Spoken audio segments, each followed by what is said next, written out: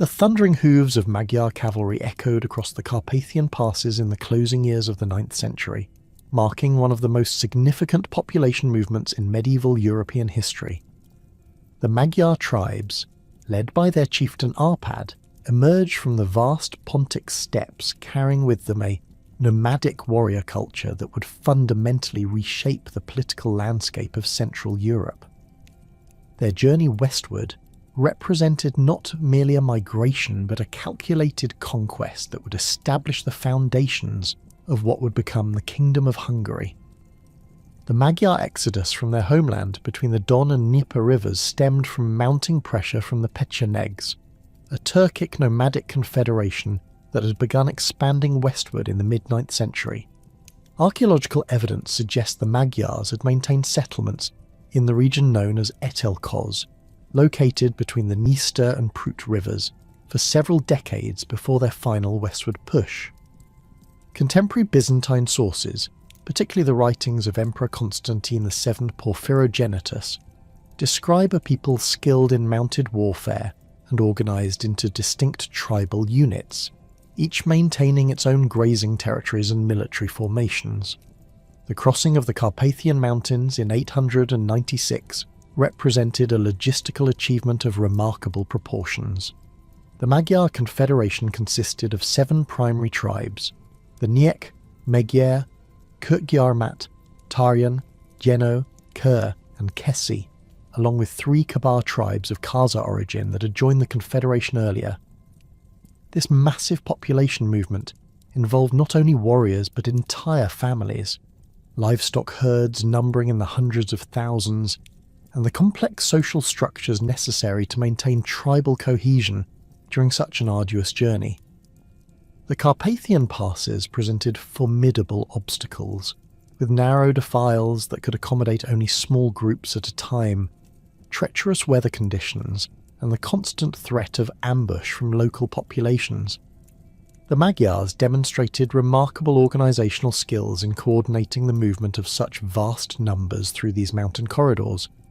They employed advanced scouts to identify the most suitable routes, established temporary camps at strategic locations, and maintained rear guards to protect against Pecheneg pursuit.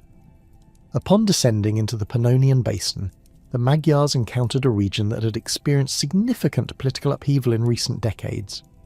The Carolingian Empire's influence had waned considerably, leaving a patchwork of local rulers, Slavic principalities, and remnants of the Great Moravian Empire struggling for control.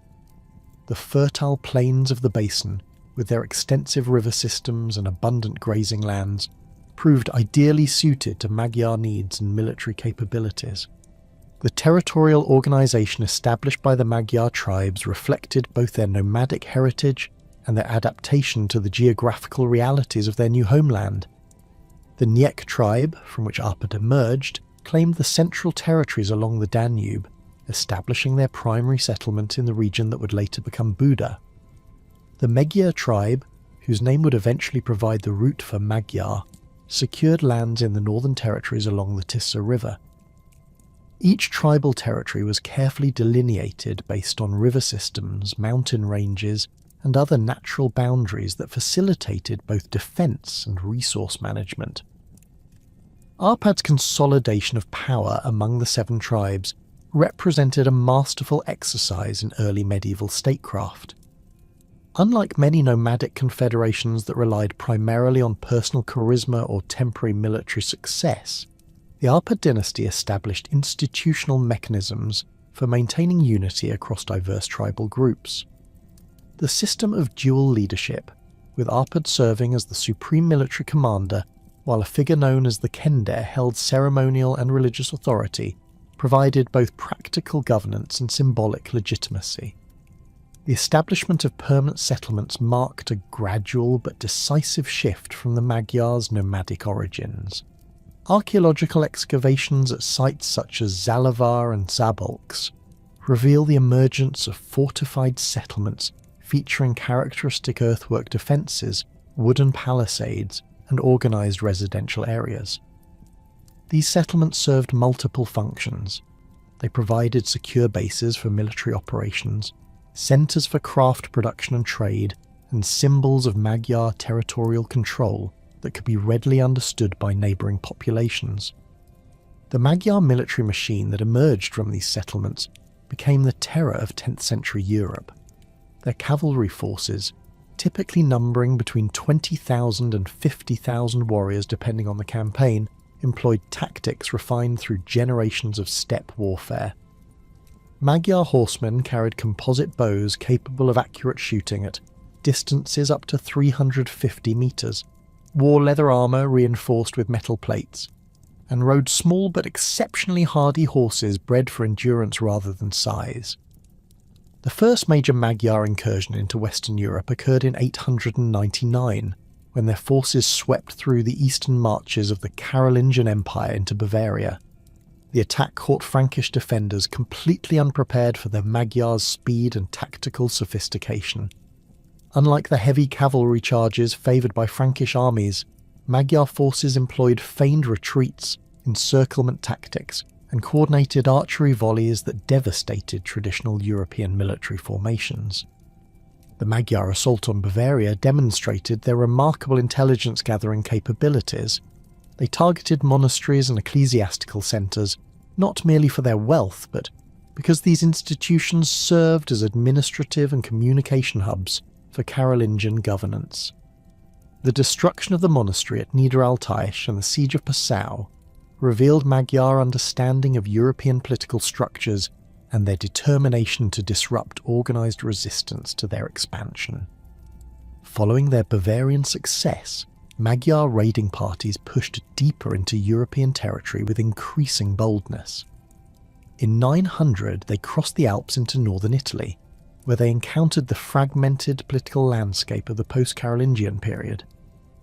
The Magyar forces adapted their tactics to the mountainous terrain, using smaller, more mobile units to penetrate valley systems and strike at isolated settlements before local authorities could mount effective resistance. Italian campaigns showcased Magyar adaptability in siege warfare.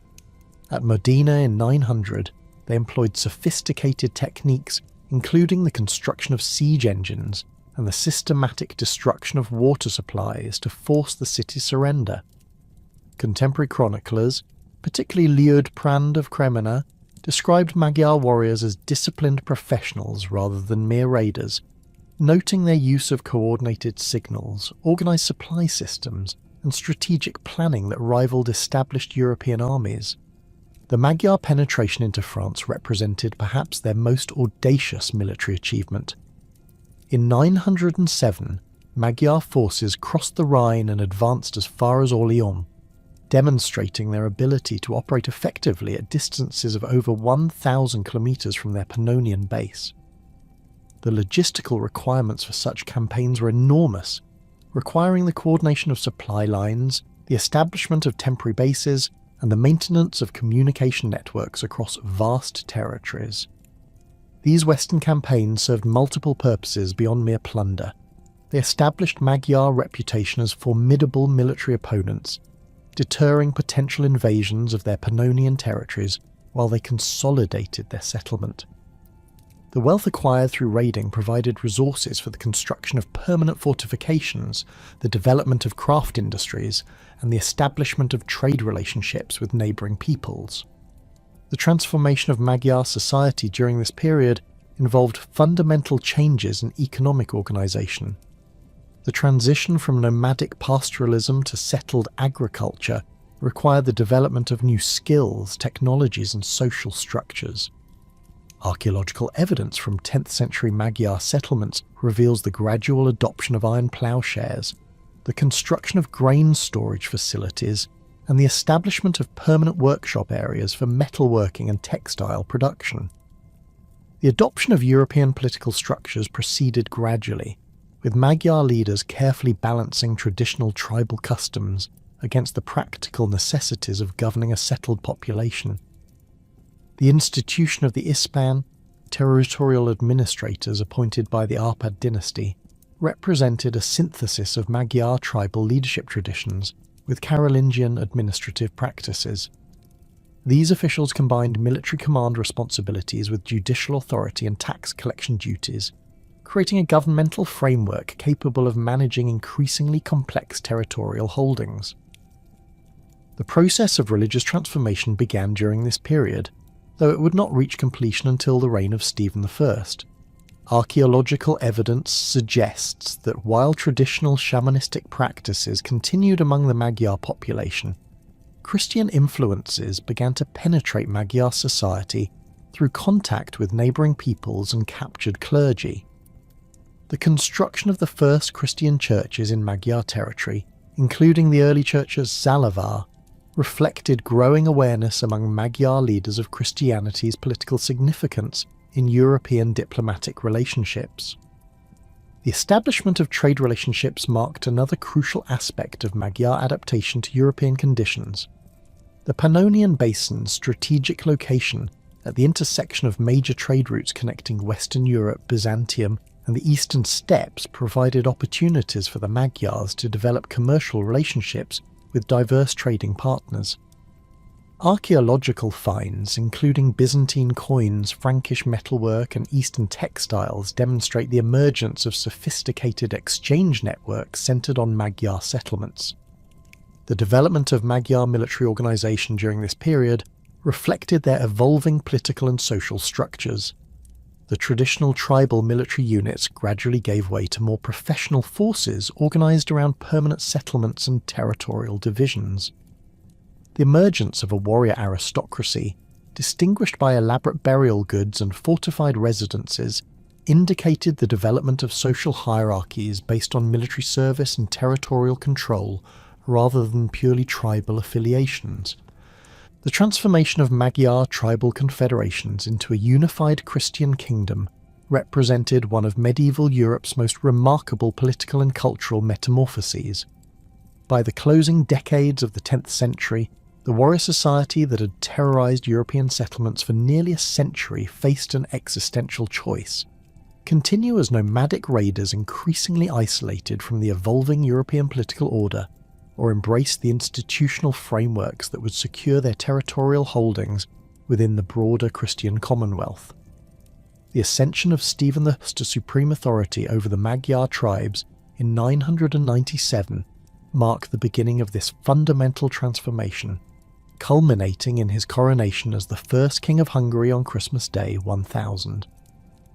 The papal recognition of Stephen's kingship emerged from complex diplomatic negotiations that had been developing throughout the final years of the 10th century. Pope Sylvester II, the brilliant scholar Gerbert of Aurillac, recognised the strategic importance of incorporating the Magyar territories into the Christian sphere, particularly given the growing threat of Byzantine expansion in the Balkans and the need to establish a buffer against potential Eastern invasions. The papal crown sent to Stephen represented far more than ceremonial recognition. It constituted a formal acknowledgement of Hungarian sovereignty that placed the new kingdom on equal footing with the Holy Roman Empire and other established Christian monarchies. The coronation ceremony itself took place in the newly constructed basilica at Székesfehérvár, a site chosen for its central location within Magyar territories and its symbolic distance from both Germanic and Byzantine spheres of influence. Contemporary accounts describe an elaborate ritual that blended Christian liturgical traditions with carefully selected elements of Magyar ceremonial practice. Stephen received not only the papal crown but also a ceremonial lance, symbolising his role as defender of the faith, and a golden orb representing his temporal authority over terrestrial matters. The establishment of ecclesiastical hierarchy proceeded with remarkable speed and thoroughness under Stephen's direction. The creation of the Archbishopric of Esztergom in 1001 provided the institutional foundation for Hungarian Christianity, with Stephen appointing Astric, a Benedictine monk who had served as his diplomatic envoy to Rome, as the first archbishop. The choice of Esztergom reflected strategic considerations beyond mere religious symbolism. The city's location on the Danube provided access to international trade routes while maintaining sufficient distance from potential Germanic interference in ecclesiastical affairs. The systematic establishment of dioceses across Hungarian territories demonstrated Stephen's understanding of the administrative requirements for effective Christianization. The bishopric of Kalocsa, established around 1009, served the southern regions along the Danube and Tisa rivers, while the Diocese of Győr, founded approximately 1009, administered the western territories bordering the Holy Roman Empire. Each episcopal seat received substantial royal endowments, including extensive landed estates, fortified residences, and the authority to collect specified taxes and tithes from surrounding populations. The construction of cathedral churches in these episcopal centres required enormous resources and represented a dramatic shift in Magyar building traditions. The Cathedral of Esztergom, begun around 1001, featured massive stone construction techniques imported from Lombardy and the Rhineland, replacing the wooden and earthwork structures characteristic of earlier Magyar settlements. These buildings served multiple functions beyond religious worship. They provided secure storage for royal treasures, served as centres for manuscript production and education, and demonstrated Hungarian participation in the broader European cultural renaissance of the early 11th century. Monastic foundations played equally crucial roles in the Christianization process and the development of Hungarian intellectual life.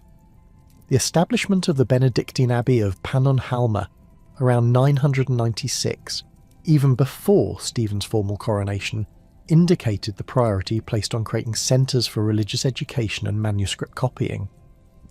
The abbey received extensive privileges, including exemption from royal taxation, jurisdiction over surrounding territories, and the right to establish subsidiary monasteries throughout Hungarian lands.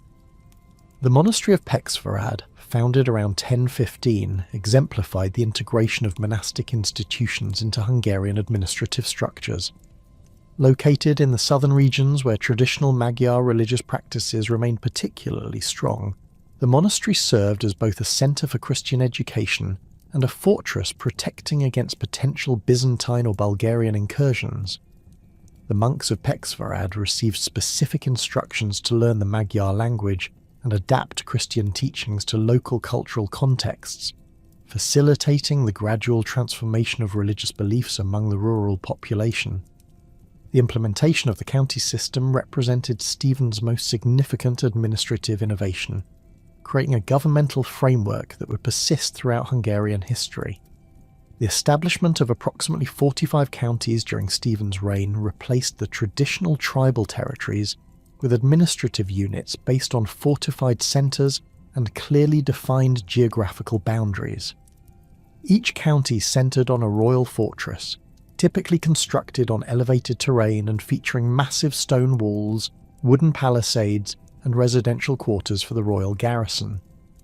The office of Ispán, or county administrator, evolved into a sophisticated position requiring military leadership, judicial expertise, and administrative competence. Royal Ispáns received their appointments directly from the king and held authority over all aspects of county governance, including tax collection, military recruitment, judicial proceedings, and the implementation of royal legislation. The Ispán of Fejér County, responsible for territories surrounding the royal residence at Székesfehérvár, held particularly elevated status and often served as the king's principal advisor on domestic affairs. The construction of county fortresses required advanced engineering techniques and substantial labour forces drawn from throughout Hungarian territories. The fortress of Visegrad, begun around 1009, featured sophisticated defensive systems including multiple concentric walls, underground storage chambers, and elaborate water management systems. These fortifications served not only military purposes, but also functioned as centres for craft production, trade regulation, and the collection and storage of agricultural surplus from surrounding regions. The integration of traditional Magyar noble families into the new administrative system demonstrated Stephen's political acumen in managing the transition from tribal to feudal governance. Prominent Magyar chieftains received appointments as Ispáns in regions corresponding roughly to their traditional tribal territories, ensuring continuity of local leadership while establishing royal authority over previously autonomous areas. The family of Abba, descendants of the tribal leader Samuel Abba, received administrative control over northeastern territories, while the descendants of the Gaia tribal leadership maintained authority over western regions under royal oversight. Stephen's legislative achievements, particularly the collection known as the Admonitions to his son Emeric, established fundamental principles for Hungarian governance that influenced legal development for centuries. These texts, composed around 1015, addressed crucial issues including the relationship between royal authority and noble privileges, the proper administration of justice, the treatment of foreign merchants and pilgrims, and the maintenance of Christian moral standards throughout the kingdom. The admonitions emphasized the king's responsibility to protect the weak against the powerful, establishing legal principles that limited noble authority over peasant populations. Specific provisions required lords to provide adequate food and shelter for their dependents, prohibited the arbitrary seizure of peasant property, and established royal courts as venues for appealing noble judicial decisions.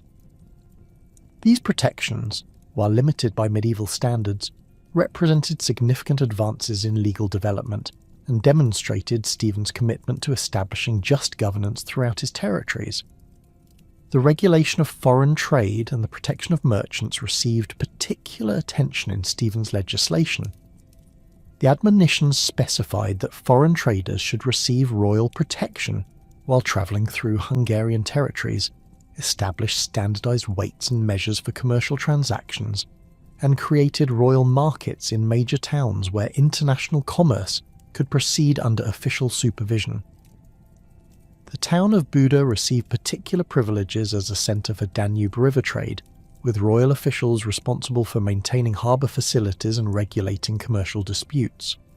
The establishment of legal procedures for resolving disputes between different ethnic and religious communities reflected the complex demographic realities of the Hungarian kingdom.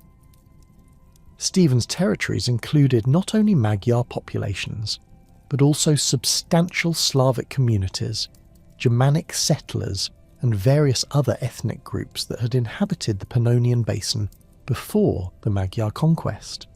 The legal framework established specific procedures for cases involving parties from different communities, often requiring the participation of representatives from each group in judicial proceedings. The development of written legal codes represented a fundamental departure from traditional Magyar reliance on oral law and tribal customs. The creation of scriptoria in major monasteries enabled the production of legal manuscripts that could be distributed to county administrators throughout the kingdom. The monastery of Pannonhalma became particularly important in this process, with monks trained in both Latin legal terminology and Magyar customary law, working to create comprehensive legal texts that could guide local administrators in their judicial responsibilities. The transformation of Magyar military organisation under Stephen's rule reflected the broader shift from nomadic raiding to territorial defence and the maintenance of internal order. The traditional tribal military units gave way to county-based forces organised around royal fortresses and commanded by isbans responsible to the crown. Each county maintained specific quotas of heavy cavalry, infantry and support personnel, with equipment and training standardised according to royal specifications. The establishment of royal guard units, drawn from throughout the kingdom and stationed at Székesfehérvár, provided Stephen with reliable military forces independent of local noble loyalties. These units received superior equipment, including imported armour and weapons, specialised training in siege warfare and cavalry tactics, and substantial compensation that ensured their loyalty to royal authority. The Guards served not only military functions, but also ceremonial roles in royal courts and diplomatic missions to foreign kingdoms. The integration of Christian moral principles into military organisation represented another significant aspect of Stephen's reforms. Military commanders received specific instructions regarding the treatment of prisoners, the protection of non-combatants, and the conduct of warfare according to Christian ethical standards. These provisions, while often honoured more in theory than practice, established important precedents for the development of chivalric codes and military ethics in medieval Hungary. The economic transformation accompanying political and religious changes created new opportunities for agricultural development and craft production throughout Hungarian territories. The establishment of permanent settlements around county fortresses and monastic centres provided markets for agricultural surplus and encouraged the development of specialised craft industries. The town of Esztergom became particularly important as a centre for metalworking, with royal workshops producing weapons, tools and decorative objects for both domestic use and international trade. The development of agricultural techniques suited to the Pannonian Basin's environmental conditions required substantial changes in farming practices and land management systems. Monastic communities played crucial roles in introducing advanced agricultural methods, including the use of heavy ploughs, crop rotation systems, and improved livestock breeding techniques. The monastery of Pannonhalma established model farms that demonstrated these innovations to surrounding rural communities, facilitating the gradual adoption of more productive agricultural practices throughout Hungarian territories. The death of Stephen the Rim in 1038 plunged the Hungarian kingdom into a succession crisis that would define the political landscape for the next century and a half. The carefully constructed administrative and religious framework that Stephen had established faced its first severe test as competing claimants emerged to contest the throne, each representing different visions for Hungary's future development. The absence of a clear succession law, combined with the still fragile nature of royal authority over traditional Magyar noble families, created conditions for prolonged dynastic warfare that threatened to fragment the unified kingdom Stephen had worked to create. Peter Orseolo's ascension to the Hungarian throne represented the first major challenge to the Árpád dynasty's monopoly on royal power. As Stephen's nephew through his sister's marriage to Doge Otto Orseolo of Venice, Peter brought to Hungary a fundamentally different approach to kingship that emphasised European courtly traditions over Magyar customs. His coronation in 1038, conducted with the support of Stephen's immediate advisers and the higher clergy, initially appeared to provide continuity with the previous reign's policies and administrative structures. Peter's court at Székesfehérvár quickly became a centre for Italian and Germanic influences that alarmed traditional Magyar nobles who had reluctantly accepted Stephen's Christian reforms but remained suspicious of further foreign innovations. The new king surrounded himself with Venetian advisers, imported Italian craftsmen for royal construction projects, and adopted ceremonial practices that emphasised his connections to European royal houses rather than his legitimacy within Magyar political traditions. These changes, while seemingly superficial, represented a fundamental shift in the symbolic presentation of royal authority that resonated deeply within Hungarian political culture. The introduction of Venetian administrative practices created particular tensions with established Hungarian governmental structures. Peter attempted to replace several county ispans with Italian administrators who lacked familiarity with local conditions and Magyar legal traditions. The ispan of Somogy County, a position traditionally held by members of the Abba family, was granted to a Venetian merchant with extensive commercial connections but no military experience or understanding of Hungarian defensive requirements. Such appointments generated resentment among Magyar nobles who viewed these changes as threats to their traditional privileges and territorial authority. The religious policies pursued under Peter Orseolo reflected his desire to align Hungarian Christianity more closely with Roman practices, often at the expense of the distinctive traditions that had emerged during Stephen's reign. The king invited Italian bishops to assume leadership roles in Hungarian dioceses, displacing Hungarian-born clergy who had been educated in the monastic schools established during the previous reign. The bishopric of Pécs, traditionally administered by Hungarian monks familiar with local Slavic populations, received an Italian bishop who spoke neither Magyar nor Slavic languages, and relied entirely on interpreters for communication with his diocesan clergy. These ecclesiastical appointments created practical difficulties in the administration of Christian sacraments and religious education throughout Hungarian territories. Rural populations, many of whom had only recently converted from traditional Magyar religious practices, found themselves increasingly alienated from a church hierarchy that appeared foreign and inaccessible. Monastic communities that had served as centres for manuscript copying and agricultural innovation under Stephen's patronage experienced reduced royal support, as Peter redirected resources toward the construction of the elaborate churches designed to showcase Italian architectural styles. The growing opposition to Peter's rule coalesced around Samuel Abba, whose family connections to pre-Christian Magyar leadership provided him with substantial credibility among traditional noble families. Abba's challenge to Peter Orseolo represented more than a simple power struggle. It embodied fundamental disagreements about the direction of Hungarian political and cultural development.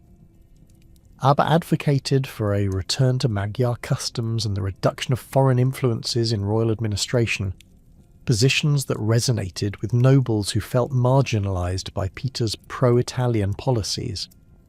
The military campaign that brought Samuel Abba to power in 1041 demonstrated the continued importance of traditional Magyar military tactics and the loyalty of county forces to local commanders rather than the crown. Abba's forces, drawn primarily from northeastern counties where his family maintained hereditary influence, employed rapid cavalry movements and coordinated attacks on royal fortresses that overwhelmed Peter's Italian advisors, who lacked experience with Magyar warfare. The decisive battle at Menfo resulted in Peter's flight to the Holy Roman Empire and Abba's proclamation as king by an assembly of Magyar nobles meeting in the traditional manner.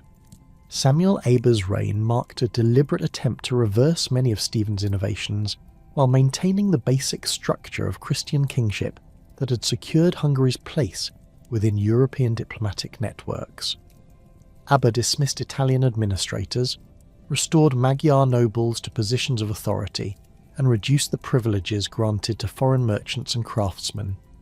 However, his efforts to revive traditional Magyar customs created new tensions with the established church hierarchy and alienated those segments of Hungarian society that had benefited from increased European contacts during Stephen's reign. The ecclesiastical policies pursued under Samuel Abba reflected his complex relationship with Christian institutions that had become integral to Hungarian governance.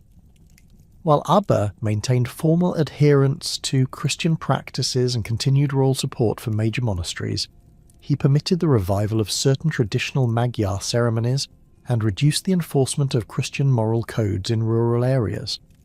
The monastery of Pannonhalma, which had served as a centre for Christian education and manuscript production, experienced reduced royal patronage as Abba redirected resources toward military preparations and the reconstruction of traditional Magyar fortifications.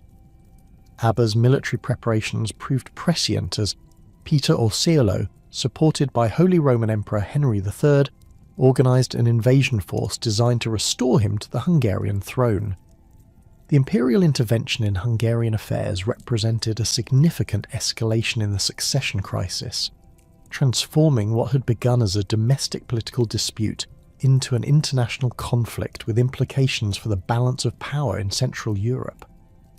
Henry III's support for Peter reflected broader Germanic interests in establishing influence over Hungarian territories and reducing the independence that Hungary had maintained under Stephen's rule. The Battle of Menfo in 1044 demonstrated both the strengths and limitations of traditional Magyar military tactics when confronted with imperial forces equipped with advanced siege engines and heavy cavalry formations. Abba's forces initially achieved success through rapid cavalry charges and archery volleys that disrupted imperial formations, but the superior equipment and disciplined infantry of Henry III's army ultimately prevailed. Abba's death in battle marked the end of the first major challenge to foreign influence in Hungarian affairs, and paved the way for Peter's restoration under imperial protection. Peter Orseolo's second reign proved even more problematic than his first, as his dependence on imperial support undermined his legitimacy among Hungarian nobles and created conditions for renewed opposition. The presence of German garrisons in Hungarian fortresses, the appointment of imperial administrators to key positions, and the requirement that major policy decisions receive imperial approval transformed Hungary into a virtual protectorate of the Holy Roman Empire. These arrangements violated the independence that Stephen I had carefully negotiated and threatened the sovereignty that papal recognition had established. The restoration of Andrew I to Hungary in 1047 represented the successful culmination of a carefully planned campaign that combined diplomatic negotiations with military preparation. Andrew, as a member of the Arpad dynasty who had spent years in exile at the court of Yaroslav the Wise in Kiev, brought to his claim both legitimate royal bloodline and valuable military experience gained through participation in Kievan campaigns against Pecheneg and Cuman forces. His return to Hungary, supported by Kievan troops and Hungarian nobles who had fled during Peter's second reign, marked the restoration of native rule and the expulsion of German influence from Hungarian affairs. Andrew's early reign focused on rebuilding the administrative structures that had been disrupted during the succession crises, while addressing the grievances that had fueled opposition to his predecessors. The king restored traditional Magyar nobles to positions of authority, reduced the influence of foreign advisors, and re-established the balance between Christian institutions and Magyar customs that had characterized Stephen's later years. However, Andrew's efforts to consolidate royal authority created new tensions with his younger brother Bela, whose military contributions to the restoration had earned him substantial support among Hungarian nobles. The conflict between Andrew I and Bela represented a fundamental disagreement about the nature of royal succession and the distribution of power within the Arpad dynasty.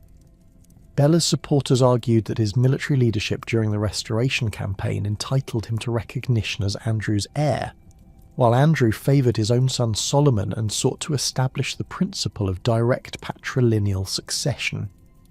This dispute reflected broader European trends toward primogeniture, but conflicted with traditional Magyar practices that had often recognised the claims of brothers and other male relatives to royal authority. The establishment of Bela as Duke of Nitra in 1048 represented Andrew's attempt to satisfy his brother's ambitions while maintaining unified royal authority over Hungarian territories. The duchy, carved from territories in northern Hungary and southern Slovakia, provided Bela with substantial resources and administrative responsibilities while keeping him within the broader framework of royal governance. However, this arrangement created precedent for the division of royal authority that would complicate Hungarian politics for centuries and establish patterns of dynastic rivalry that would repeatedly threaten kingdom unity. Bela's administration of the Nitra Duchy demonstrated his capabilities as both a military commander and a governmental administrator. He established new fortifications along the northern borders, organised efficient tax collection systems, and maintained diplomatic relationships with neighbouring Polish and Bohemian rulers that enhanced Hungarian security interests. The duchy's strategic location made it crucial for defending against potential invasions from the north, while its agricultural resources provided substantial revenues that supported Bela's growing political ambitions. The escalating tensions between the royal brothers culminated in open warfare in 1060, when Andrew's attempts to secure Solomon's succession prompted Bela to launch a military campaign for the throne.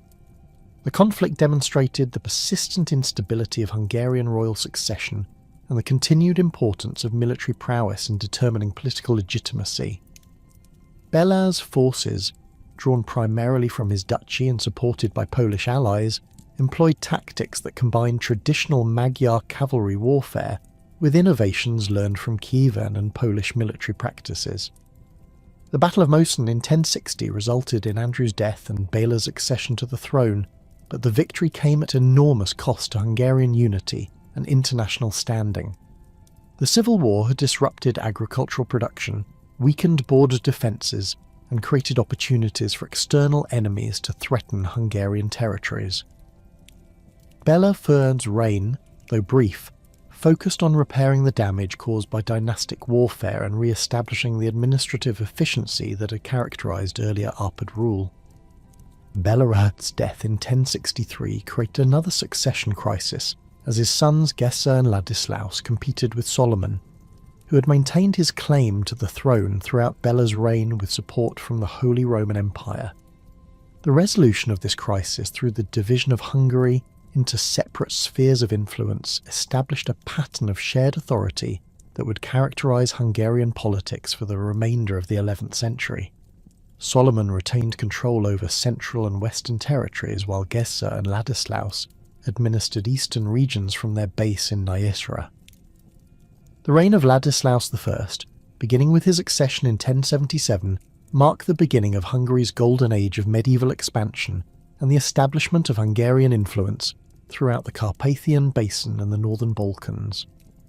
Ladislaus brought to the throne exceptional military talents, diplomatic skills, and administrative capabilities that enabled him to resolve the dynastic conflicts that had plagued Hungary since Stephen's death, while launching ambitious campaigns that extended Hungarian territory and influence far beyond the boundaries established by the founding king.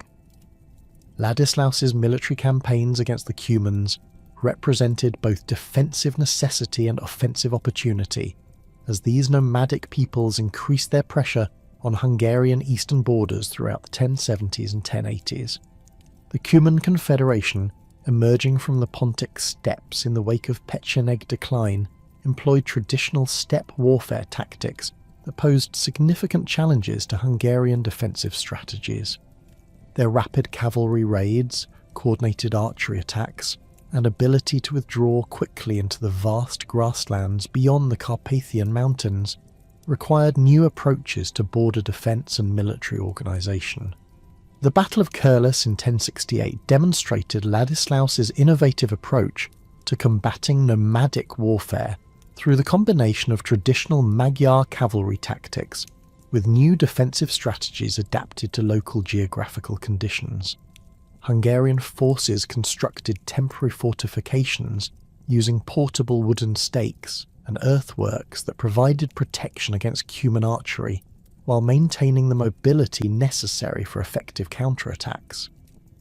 The victory at Kurlis not only secured Hungarian eastern borders, but also established Ladislaus's reputation as a military commander capable of adapting traditional tactics to meet evolving strategic challenges. The systematic fortification of eastern Hungarian territories under Ladislaus's direction created a defensive network that would protect Hungary against nomadic invasions for centuries. The construction of fortified settlements at strategic locations along the Tisza River and its tributaries provided secure bases for military operations while encouraging agricultural development in previously vulnerable regions. These fortifications featured innovative designs that incorporated lessons learned from Cuman siege techniques, including multiple defensive rings, underground storage facilities, and sophisticated water management systems that could sustain prolonged sieges. Ladislaus's intervention in Balkan affairs reflected both strategic necessity and the expansionist ambitions that characterized his reign. The decline of Byzantine authority in the northern Balkans created opportunities for Hungarian expansion, while the growing power of the emerging Bulgarian and Serbian principalities posed potential threats to Hungarian southern borders. Ladislaus's campaigns in Croatia and Dalmatia established Hungarian suzerainty over these territories, while securing access to Adriatic trade routes that enhance Hungary's economic development and international influence. The conquest of Croatia proceeded through a combination of military campaigns and diplomatic negotiations that demonstrated Ladislaus's sophisticated understanding of Balkan political dynamics. The death of Croatian King Dimitar Zvonimir in 1089 created a succession crisis that provided opportunities for Hungarian intervention, while the threat of Norman expansion from southern Italy encouraged Croatian nobles to seek Hungarian protection. Ladislaus's forces, supported by Croatian allies who favoured Hungarian rule over potential Norman domination, established control over key Croatian fortresses and administrative centres with relatively limited military resistance.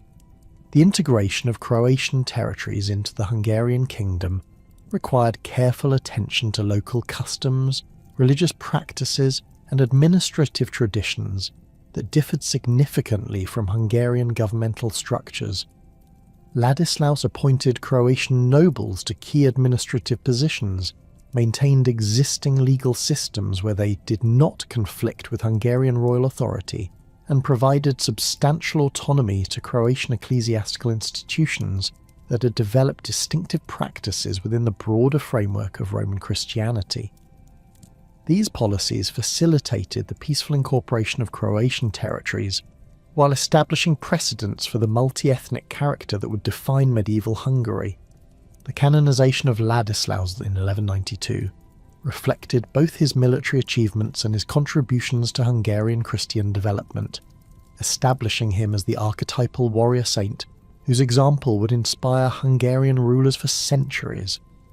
His legendary prowess in single combat, his protection of pilgrims travelling through Hungarian territories, and his support for monastic institutions created a model of Christian kingship that balanced military necessity with religious devotion. The cult of St. Ladislaus became particularly important in eastern Hungary, where his victories against the Cumans were celebrated as divine interventions that protected Christian civilization against pagan threats. The reign of Koloman the Learned, beginning in 1095, marked a fundamental shift in Hungarian governmental philosophy toward legal systematization, administrative rationalization, and the limitation of arbitrary royal power through constitutional principles. Koloman's extensive education, acquired through study at European universities and monastic schools, provided him with knowledge of Roman law, canonical jurisprudence, and contemporary political theory that he applied to the reform of Hungarian governmental institutions.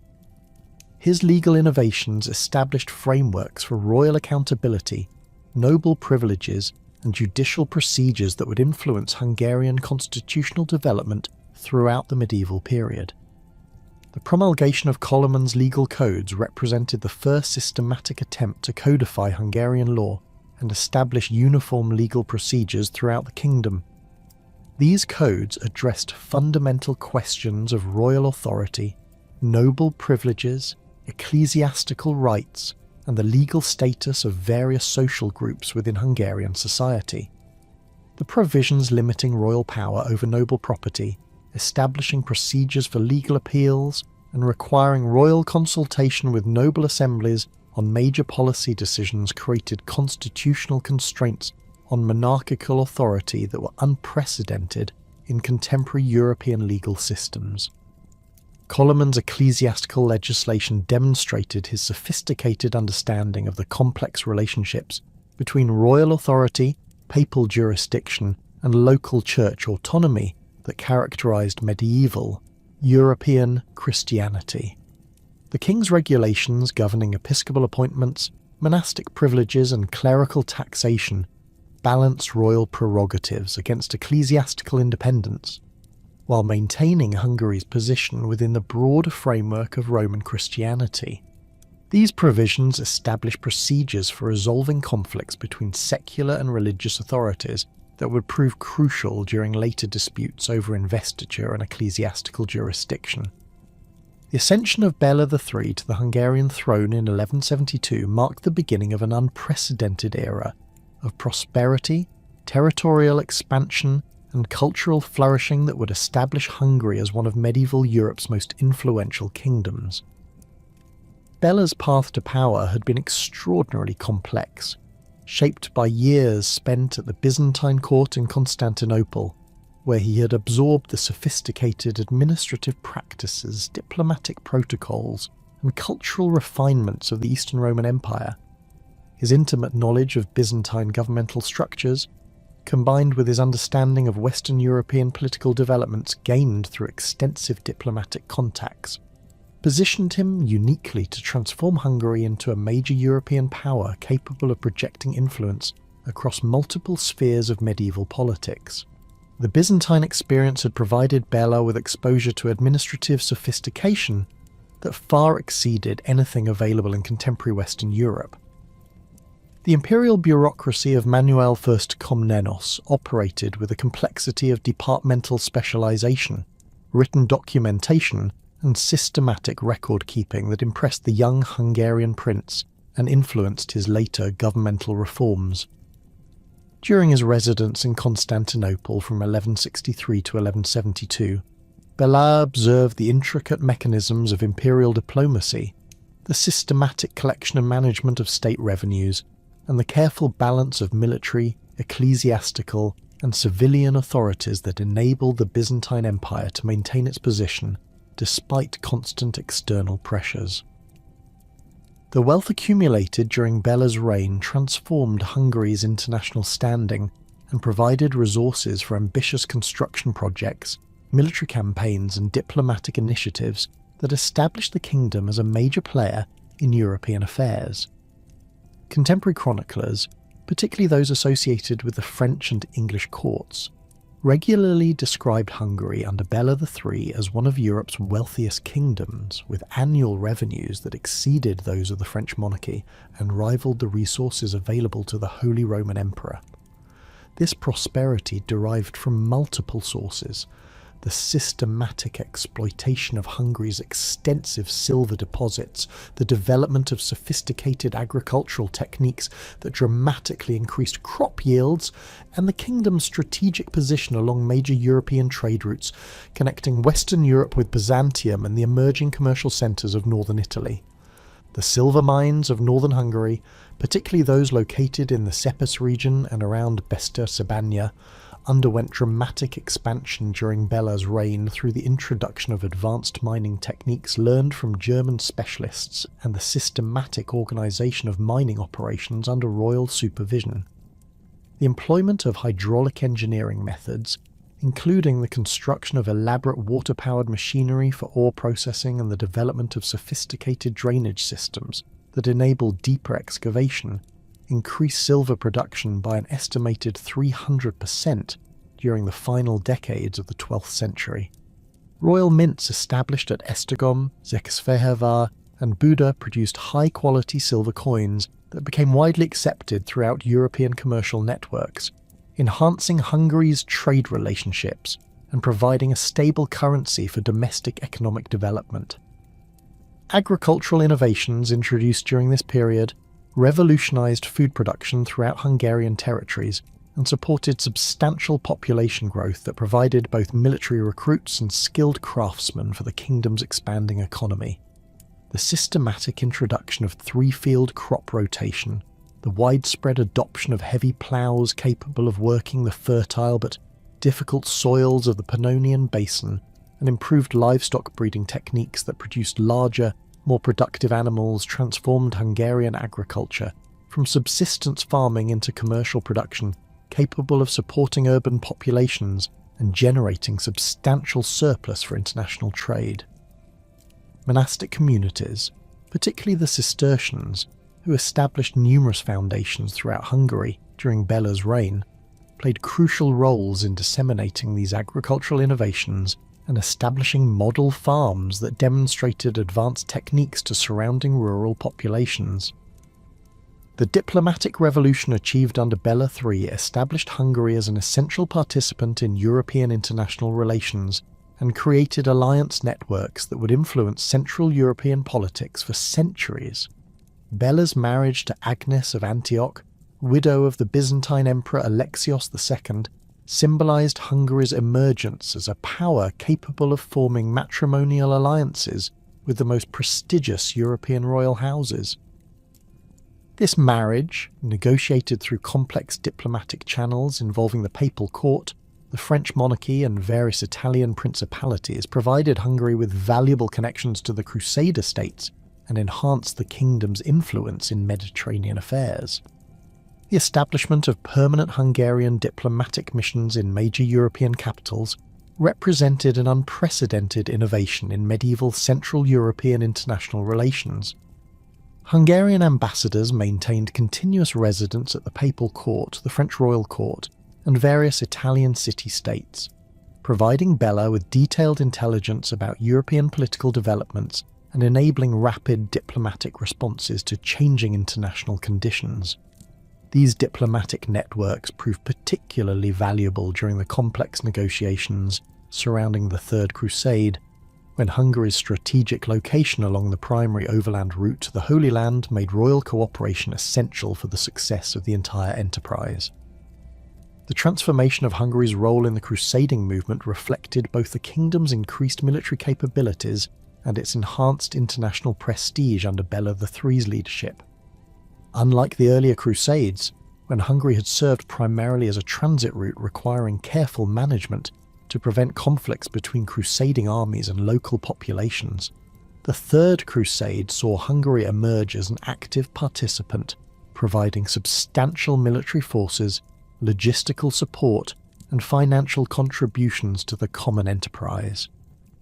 The Hungarian contingent that accompanied the main crusading army included approximately 2,000 heavy cavalry, 5,000 infantry, and extensive supply trains that demonstrated the kingdom's military sophistication and organisational capabilities.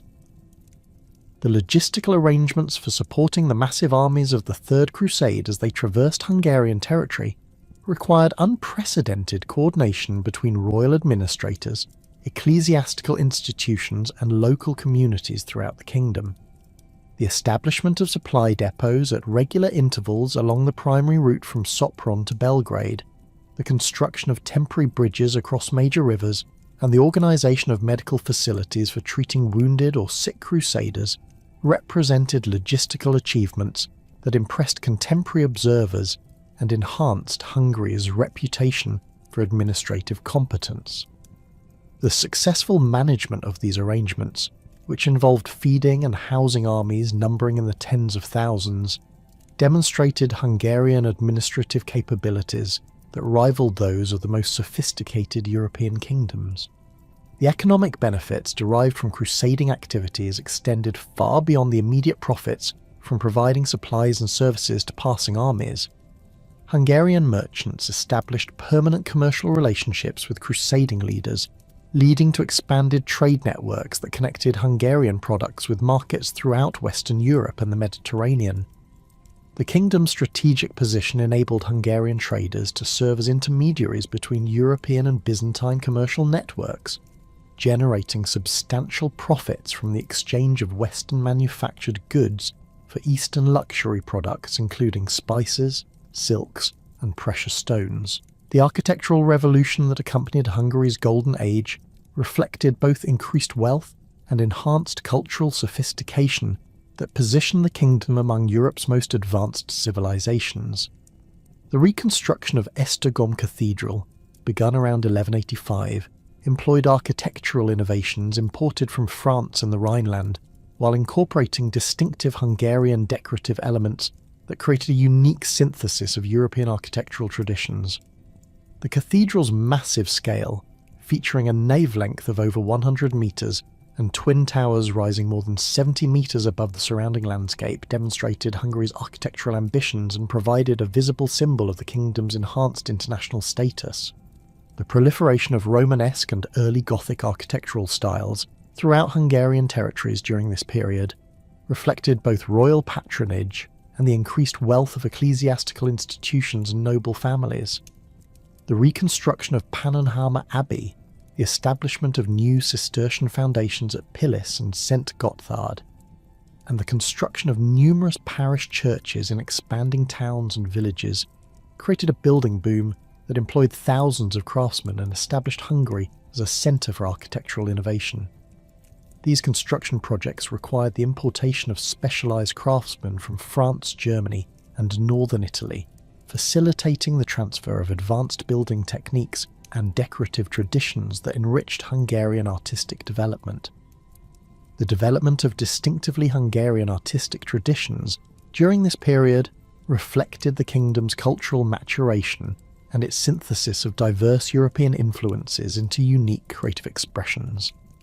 The illuminated manuscripts produced in Hungarian scriptoria, particularly those created at Pannonhalma and other major monastic centres, combined Byzantine decorative motifs with Western European narrative techniques to create distinctive artistic styles that influenced manuscript production throughout Central Europe. The Prae Codex, completed around 1195, exemplified this artistic synthesis while providing valuable historical documentation of Hungarian religious practices and cultural traditions. The emergence of vernacular Hungarian literature during the late 12th century marked a crucial development in the kingdom's cultural evolution and provided foundations for distinctive Hungarian literary traditions. The composition of the Halotti Beszéd, the earliest known Hungarian language text, demonstrated the development of written Hungarian as a medium for sophisticated literary expression beyond the Latin texts that had dominated earlier Hungarian intellectual life. This linguistic development reflected broader European trends toward vernacular literature, while establishing Hungarian as a literary language capable of expressing complex philosophical, religious and historical concepts. Educational institutions established during this period provided Hungary with intellectual infrastructure that supported governmental administration, ecclesiastical development, and cultural advancement. The Cathedral School at Esztergom expanded its curriculum to include advanced studies in canon law, theology, and classical literature, attracting students from throughout Central Europe and establishing Hungary's reputation for educational excellence. Similar schools established at Pécs, Várad, and other episcopal centres created a network of educational institutions that produced educated clergy, skilled administrators, and literate nobles capable of participating in the increasingly complex governmental and commercial activities that characterised the kingdom's golden age.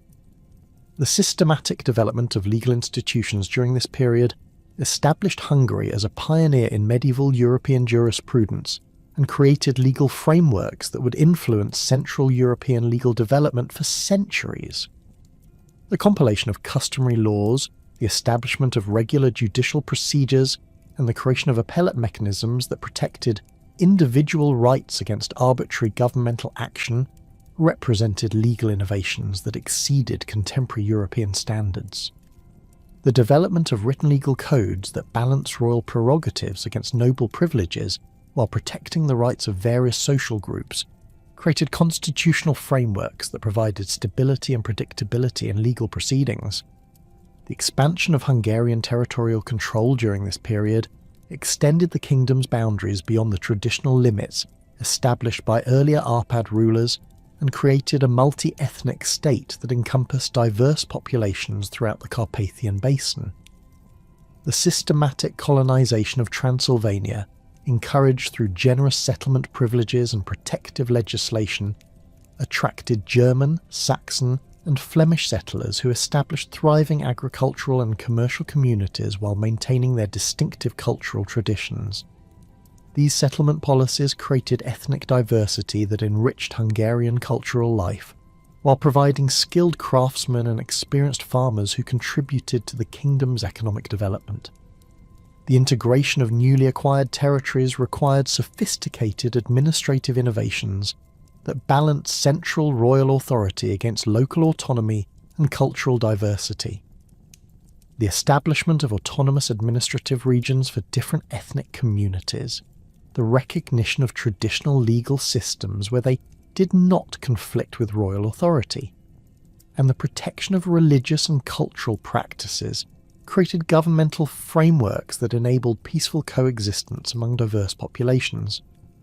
These administrative innovations established precedents for multi-ethnic governance that would characterize Hungarian political development throughout the medieval period. Military innovations developed during this period transformed Hungarian armed forces into one of Europe's most effective military organizations and provided the kingdom with capabilities for both defensive operations and offensive campaigns throughout Central Europe and the Balkans. The systematic development of heavy cavalry units, equipped with advanced armour and weapons, the establishment of professional siege warfare capabilities, and the creation of logistical systems capable of supporting extended military campaigns represented military advances that positioned Hungary among Europe's leading military powers. The construction of sophisticated fortifications along the kingdom's borders, featuring innovative defensive designs that incorporated lessons learned from contemporary siege warfare, provided security against external threats while demonstrating Hungarian engineering capabilities. The economic prosperity achieved during this golden age created social and cultural conditions that supported unprecedented artistic, intellectual, and technological development throughout Hungarian society. Urban centres expanded dramatically as increased commercial activity attracted merchants, craftsmen, and service providers who created thriving commercial communities. The growth of towns such as Buda, Pest, Székesfehérvár, and Esztergom transformed Hungary's demographic landscape while providing centres for craft production, commercial exchange, and cultural development that enhanced the kingdom's economic sophistication and international connections. The prosperity and territorial expansion that had characterised Hungary's golden age came to a catastrophic halt in the winter of 1240, when Mongol scouts first appeared along the kingdom's eastern borders. These advance parties, moving with the methodical precision that marked all aspects of Mongol military organisation, conducted systematic reconnaissance of Hungarian defences, population centres, and strategic resources, while their main armies completed the conquest of Kievan Rus and prepared for the westward expansion that would bring the Mongol Empire to the gates of Western Europe. The intelligence gathered during these preliminary operations revealed a kingdom whose wealth and sophisticated administrative structures made it an attractive target, while its military organisation and defensive preparations appeared inadequate to resist the overwhelming force that Batu Khan was assembling for the European campaign. Bela IV's initial response to reports of Mongol activities demonstrated both the strengths and limitations of Hungarian governmental structures that had evolved during decades of peace and prosperity. The king's attempts to mobilise the kingdom's military resources revealed serious deficiencies in coordination between royal forces and county militias, while the wealth that had funded magnificent construction projects and diplomatic initiatives proved insufficient for the rapid military preparations that the Mongol threat required. The Hungarian army that assembled during the early months of 1241 represented a formidable force by contemporary European standards, with approximately 60,000 men including heavy cavalry, infantry and support personnel, but this force lacked experience in the type of warfare that the Mongols had perfected through decades of conquest across Asia and Eastern Europe. The Mongol invasion force that crossed into Hungarian territory in March 1241 represented one of the most sophisticated military organisations in medieval history, combining traditional steppe warfare tactics with innovations developed during the conquest of China, Central Asia and Eastern Europe. Batu Khan's army included approximately 150,000 warriors organised into decimal units of 10,000, 1,000, 110 men, each commanded by officers selected for military competence rather than hereditary status.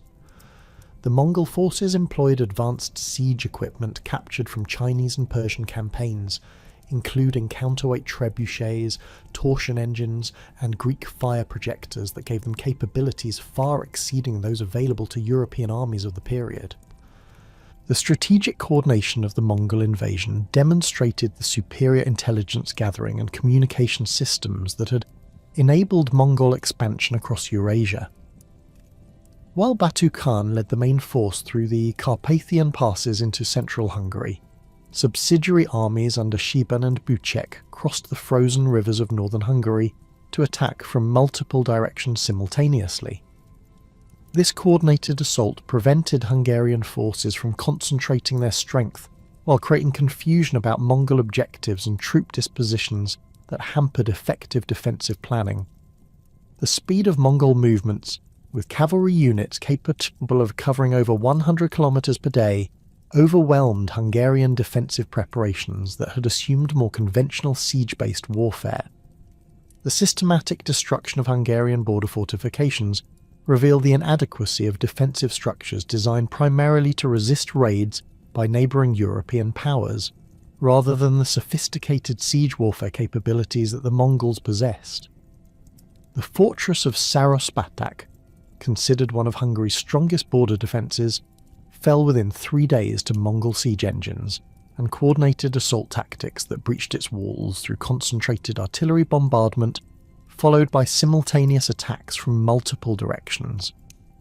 The garrison's resistance, while brave, proved futile against Mongol siege techniques that had been refined through the conquest of heavily fortified Chinese cities and Persian strongholds.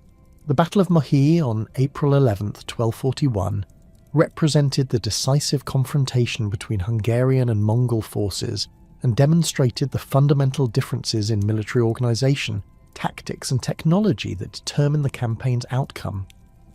Bela IV positioned his army on the Sajo River's western bank, utilising the natural barrier to protect against Mongol cavalry charges, while concentrating his forces in a defensive formation that maximised the effectiveness of Hungarian heavy cavalry and infantry.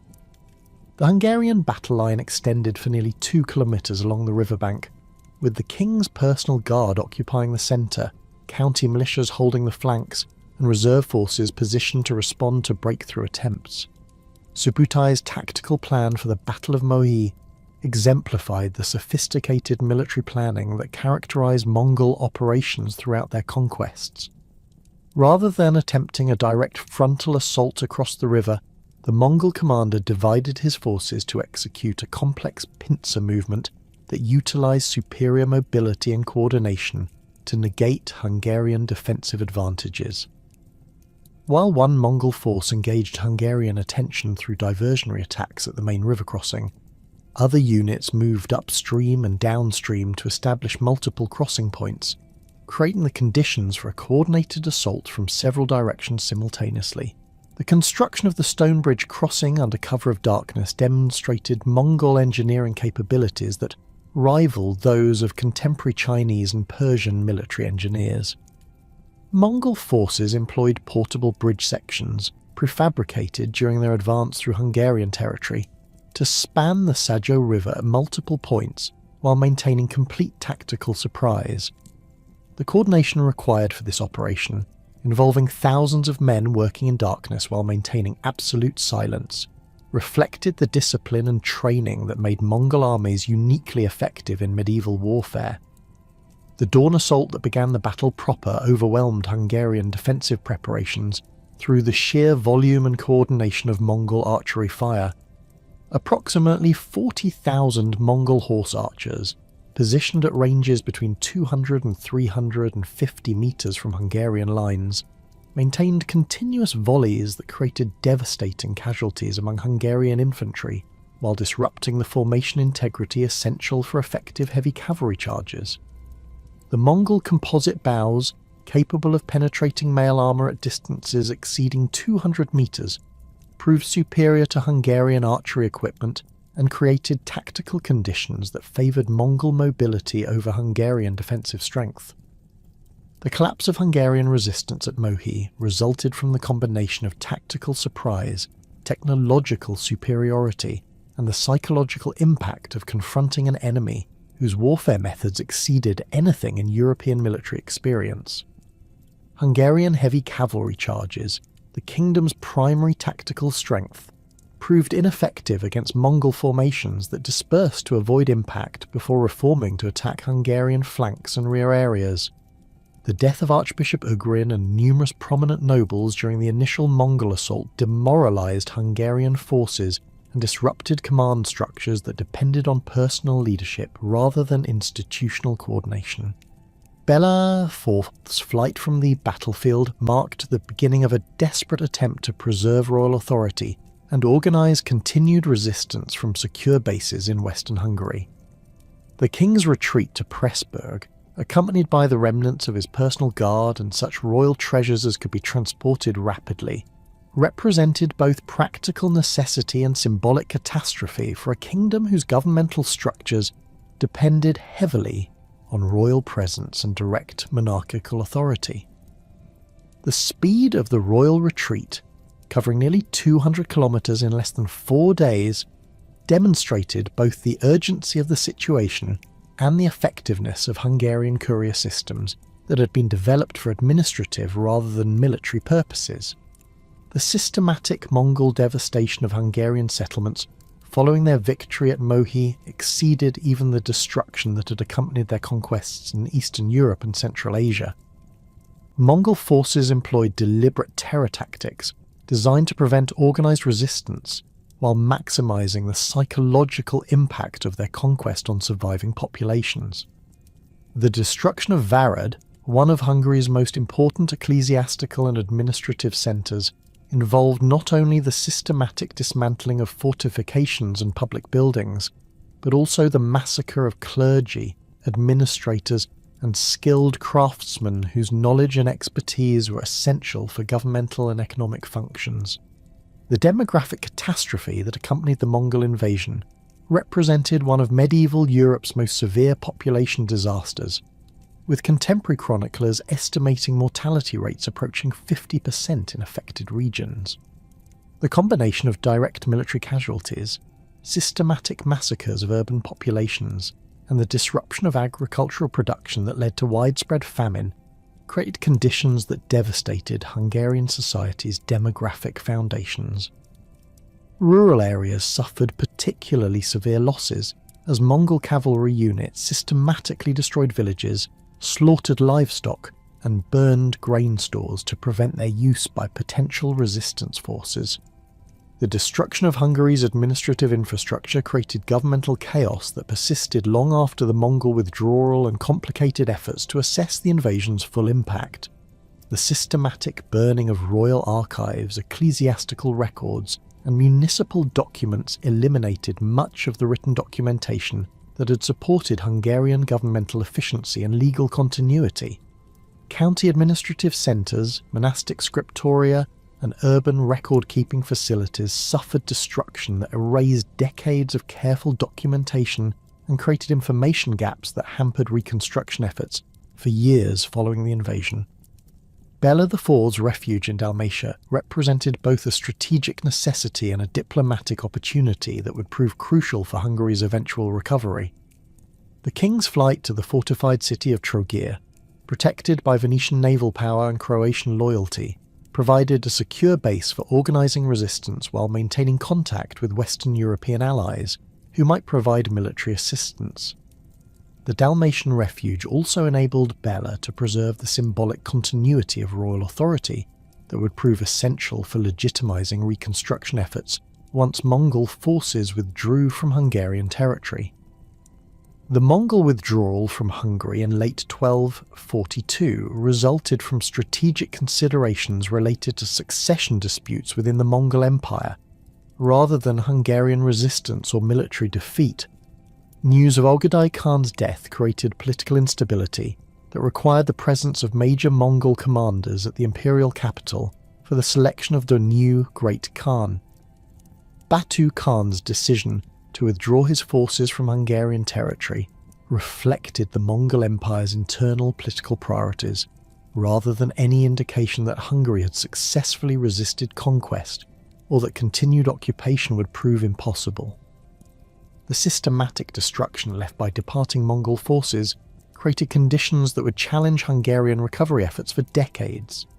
The demolition of fortifications, the burning of agricultural storage facilities, and the slaughter of livestock herds eliminated much of the economic infrastructure that had supported Hungary's Golden Age prosperity.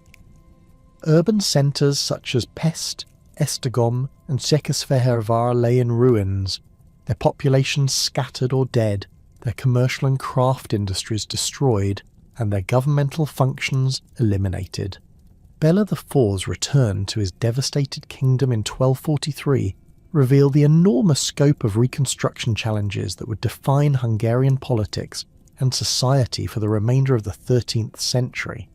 The King's Survey of Destroyed Territories, conducted during a systematic progress through the kingdom's major regions, documented damage that exceeded initial estimates and revealed the need for fundamental changes in Hungarian defensive strategies, settlement patterns, and administrative structures.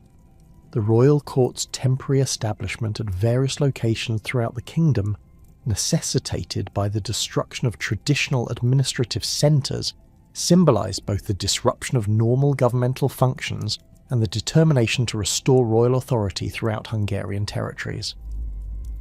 The invitation of foreign settlers represented Bela IV's most significant policy innovation for addressing the demographic catastrophe created by Mongol invasion. The systematic recruitment of German, Flemish, and Italian colonists through generous settlement privileges created new population centres while introducing agricultural techniques, craft skills, and commercial practices that enhanced Hungary's economic recovery. The Privilegium Pro Slavis, issued in 1244, established legal frameworks for Slavic settlement in depopulated regions, while the Privilegium Pro Teutonicis provided similar incentives for German colonization of devastated areas in northern and eastern Hungary. The construction of stone fortifications represented a fundamental shift in Hungarian defensive strategy from the wooden and earthwork structures that had proved inadequate against Mongol siege techniques. The systematic construction of royal castles at strategic locations throughout the kingdom employed architectural innovations imported from Western Europe while adapting defensive designs to the specific requirements of resisting nomadic warfare. The fortress of Buda, rebuilt beginning in 1247, featured massive stone walls, sophisticated gate systems, and underground storage facilities designed to withstand prolonged sieges while providing secure bases for counterattack operations. The establishment of new defensive strategies extended beyond fortification construction to include the reorganization of military forces and the development of tactical innovations designed to counter nomadic warfare methods. The creation of professional garrison forces stationed at royal castles provided rapid response capabilities, while the systematic training of county militias in archery techniques and coordinated infantry tactics enhanced local defensive capabilities. The development of early warning systems utilizing beacon fires and mounted messengers created communication networks that could coordinate defensive responses across vast territorial distances with unprecedented speed and reliability. The reconstruction of ecclesiastical institutions played crucial roles in both spiritual recovery and practical administration throughout the devastated kingdom. The rebuilding of cathedral churches, monastic foundations, and parish facilities provided centres for community organisation, while the restoration of ecclesiastical archives and scriptoria preserved legal documents and administrative records essential for governmental continuity. The monastery of Pannonhalma, systematically reconstructed beginning in 1246, resumed its traditional roles in education, manuscript copying, and agricultural innovation, while serving as a centre for coordinating reconstruction efforts throughout Western Hungary. The recovery efforts that had consumed Bela IV's final years established foundations for renewed Hungarian expansion under his successor, but the challenges of integrating diverse populations and managing increasingly assertive noble families would define the complex political landscape of the late 13th century. Ladislaus IV's ascension to the throne in 1272 coincided with the maturation of a generation that had grown up amid the reconstruction following Mongol devastation, creating new social dynamics and political expectations that would test the traditional structures of Árpád authority. The young king inherited a kingdom that had regained much of its territorial integrity and economic vitality, but the demographic changes resulting from extensive foreign settlement and the empowerment of local nobles through reconstruction privileges had fundamentally altered the balance of power within Hungarian society. The Cuman integration crisis that dominated Ladislaus IV's early reign reflected the broader challenges facing 13th century Hungary as it attempted to balance traditional Magyar identity with the multicultural realities created by post-invasion settlement policies. The Cuman tribes that had sought refuge in Hungary during the 1240s had initially been welcomed as valuable military allies against potential Mongol return, but their continued adherence to nomadic customs and pagan religious practices created persistent tensions with both ecclesiastical authorities and settled populations. The approximately 40,000 Cumans who had established settlements in the eastern regions of the kingdom maintained their traditional social structures, including polygamous marriage practices, shamanistic religious ceremonies, and pastoral economic activities that conflicted with Christian moral codes and agricultural land use patterns. Ladislaus IV's personal relationship with Cuman culture, influenced by his mother Elizabeth's Cuman origins and his own education among Cuman warriors, created a unique perspective on integration challenges that differed markedly from the approaches favoured by Hungarian ecclesiastical and noble leaders. The king's adoption of Cuman dress, his participation in traditional Cuman ceremonies, and his marriage to a Cuman woman named Erzsébet scandalised contemporary chroniclers and provided ammunition for political opponents who questioned his commitment to Christian kingship and Hungarian cultural traditions. These personal choices reflected not merely individual preference, but represented broader questions about the cultural direction of the Hungarian kingdom and the compatibility of nomadic traditions with settled Christian civilization. The ecclesiastical opposition to Cuman integration intensified during the 1270s as church leaders increasingly viewed nomadic customs as threats to Christian moral order and ecclesiastical authority. Archbishop Lodomer of Esztergom emerged as the primary spokesman for forced Cuman conversion and cultural assimilation, arguing that the kingdom's Christian identity required the elimination of pagan practices and the complete integration of Cuman populations into Hungarian social structures. The archbishop's position reflected broader European attitudes toward nomadic peoples and represented the culmination of decades of ecclesiastical concern about the religious implications of Hungary's diverse population policies. The conflict between royal policy and ecclesiastical demands reached crisis proportions in 1277, when Archbishop Lodomer formally excommunicated Ladislaus IV for his continued association with Cuman customs and his refusal to enforce Christian marriage laws among Cuman populations. The excommunication represented an unprecedented challenge to royal authority and created constitutional questions about the relationship between ecclesiastical and secular power that would influence Hungarian political development for centuries. The archbishop's action enjoyed support from significant segments of the Hungarian nobility, who viewed Cuman integration as a threat to their own political and economic interests, particularly regarding land tenure and military service obligations. The noble opposition to Ladislaus IV's Cuman policies reflected complex calculations about political power, economic advantage, and cultural identity that extended far beyond simple ethnic prejudice. The extensive land grants that Bela IV had distributed to attract foreign settlers and reward loyal supporters during reconstruction efforts had created new patterns of territorial control that challenged traditional noble privileges and altered established social hierarchies. Many Hungarian noble families viewed the king's favourable treatment of Cuman leaders as part of a broader royal strategy to reduce noble autonomy by empowering alternative power centres within the kingdom's political structure. The systematic fortification of noble estates that accelerated during Ladislaus IV's reign reflected both the kingdom's enhanced defensive capabilities and the growing independence of aristocratic families who increasingly viewed themselves as autonomous territorial rulers rather than royal servants. The construction of private castles by families such as the Czechs in northwestern Hungary, the Abbas in the northeast, and the Kosegis in the west created networks of fortified positions that could resist royal authority while providing bases for independent political action. These fortifications employed architectural innovations developed during post-Mongol reconstruction efforts, but were designed to protect noble interests against royal power as much as against external enemies. The emergence of regional noble confederations during this period represented a fundamental shift in Hungarian political organisation that would characterise the kingdom's development through the remainder of the medieval period. The Czech family's consolidation of control over territories in northwestern Hungary proceeded through a combination of strategic marriages, military alliances, and systematic acquisition of royal offices that created a virtually autonomous principality within the nominal boundaries of the Hungarian kingdom.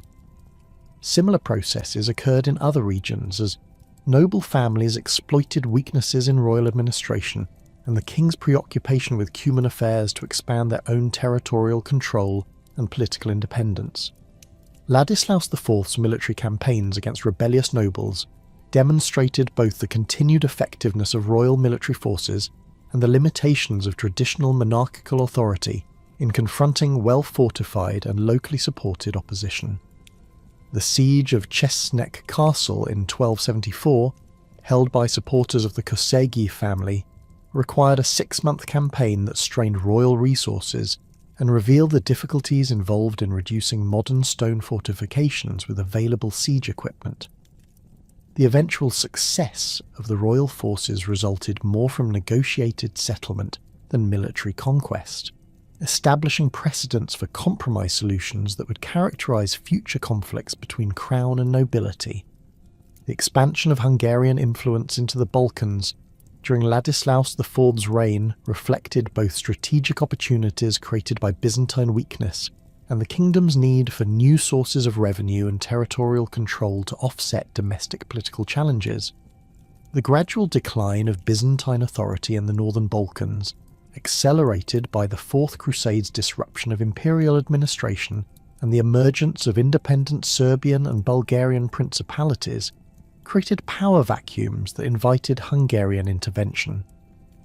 The establishment of Hungarian suzerainty over regions of Bosnia and northern Serbia provided access to valuable mining resources while creating buffer zones against potential threats from southern neighbours.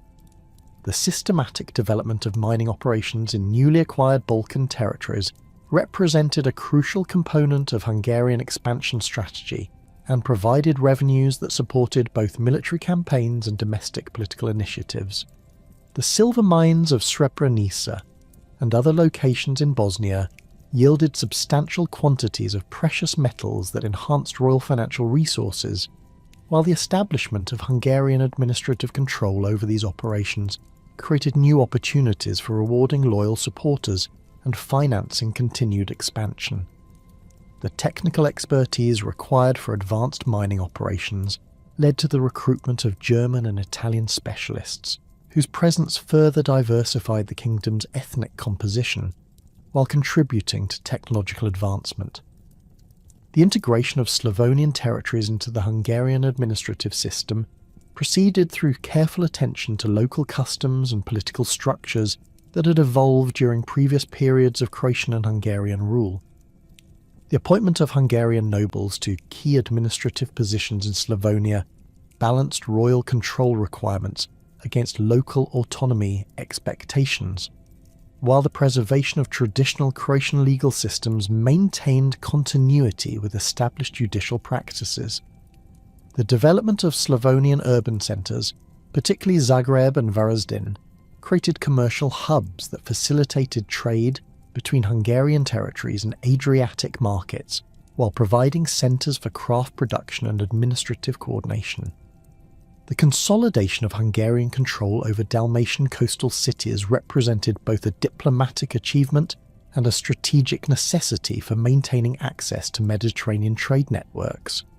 The complex negotiations with Venetian authorities, who maintained commercial interests throughout the Adriatic region, required sophisticated diplomatic skills and substantial financial resources to secure Hungarian territorial claims while preserving valuable trading relationships.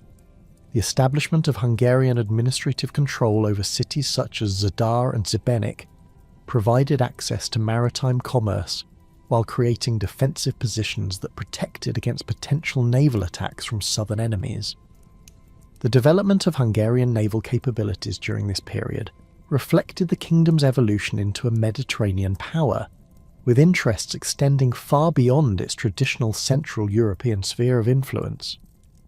The construction of naval facilities along the Dalmatian coast, staffed by Croatian sailors and Hungarian administrators, created modest but effective maritime forces capable of protecting Hungarian commercial interests and supporting diplomatic initiatives throughout the Adriatic region. These naval developments represented unprecedented expansion of Hungarian military capabilities and demonstrated the kingdom's adaptation to the strategic requirements of multi-regional power projection. The cultural and linguistic challenges created by Hungarian expansion into ethnically diverse Balkan territories required innovative administrative solutions that balanced central control with local autonomy. The establishment of autonomous administrative regions for different ethnic communities, combined with the recognition of traditional legal systems and religious practices, created governmental frameworks that enabled peaceful integration while maintaining Hungarian political supremacy. These policies reflected lessons learned from earlier integration challenges within Hungary proper, and demonstrated the kingdom's growing sophistication in managing multi-ethnic political structures. Andrew III's accession to the throne in 1290 marked the beginning of the final phase of Árpád rule and coincided with intensifying pressures from foreign claimants who questioned the legitimacy of the last Árpád king. The complex circumstances surrounding Andrew's birth and early life, including questions about his parentage and his extended residence in Venice, provided ammunition for opponents who challenged his right to rule while creating diplomatic complications with neighbouring powers that supported alternative claimants.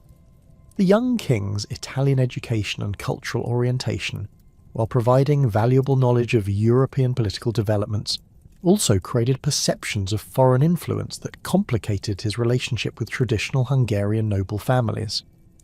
The Angevin claims to the Hungarian throne, based on the marriage of Charles Martel of Anjou to Clémence of Habsburg and papal support for Angevin dynastic rights, represented the most serious external threat to Árpád authority and created international dimensions to Hungarian succession questions. The systematic Angevin diplomatic campaign to gain recognition from European powers, combined with substantial financial resources derived from Neapolitan territories, created formidable opposition that exceeded the capabilities of traditional Hungarian defensive measures. The papal support for Angevin claims reflected broader ecclesiastical concerns about Hungarian religious policies and represented attempts to bring the kingdom more closely under papal influence. The fragmentation of noble loyalties during Andrew III's reign reflected both the inherent weaknesses of late Árpád authority and the attractive alternatives offered by foreign claimants who promised greater autonomy and enhanced privileges to Hungarian aristocratic families. The Czech family's negotiations with Angevin representatives, the Kőszegi support for Habsburg claims, and the complex manoeuvring of other major noble houses created political instability that undermined royal authority while encouraging external intervention in Hungarian affairs. These developments represented the culmination of decades of growing noble independence and demonstrated the inability of traditional monarchical institutions to maintain central control over increasingly powerful aristocratic confederations. The economic challenges facing Andrew III's government reflected both the costs of defending against external claimants and the reduced effectiveness of royal revenue collection systems that had been weakened by noble autonomy and territorial fragmentation. The systematic appropriation of royal revenues by powerful noble families, combined with the expenses involved in maintaining military forces and diplomatic initiatives, created financial pressures that limited the crown's ability to reward supporters and fund effective governance. The debasement of Hungarian currency during this period reflected these fiscal difficulties while creating additional economic problems that complicated commercial relationships and reduced confidence in royal financial management. The military campaigns that characterised Andrew III's reign demonstrated both the continued effectiveness of Hungarian military organisation and the limitations imposed by political fragmentation and resource constraints. The royal forces that confronted Angevin invasion attempts employed tactical innovations developed during earlier conflicts while adapting to the challenges posed by well-equipped foreign armies supported by substantial financial resources and international diplomatic recognition.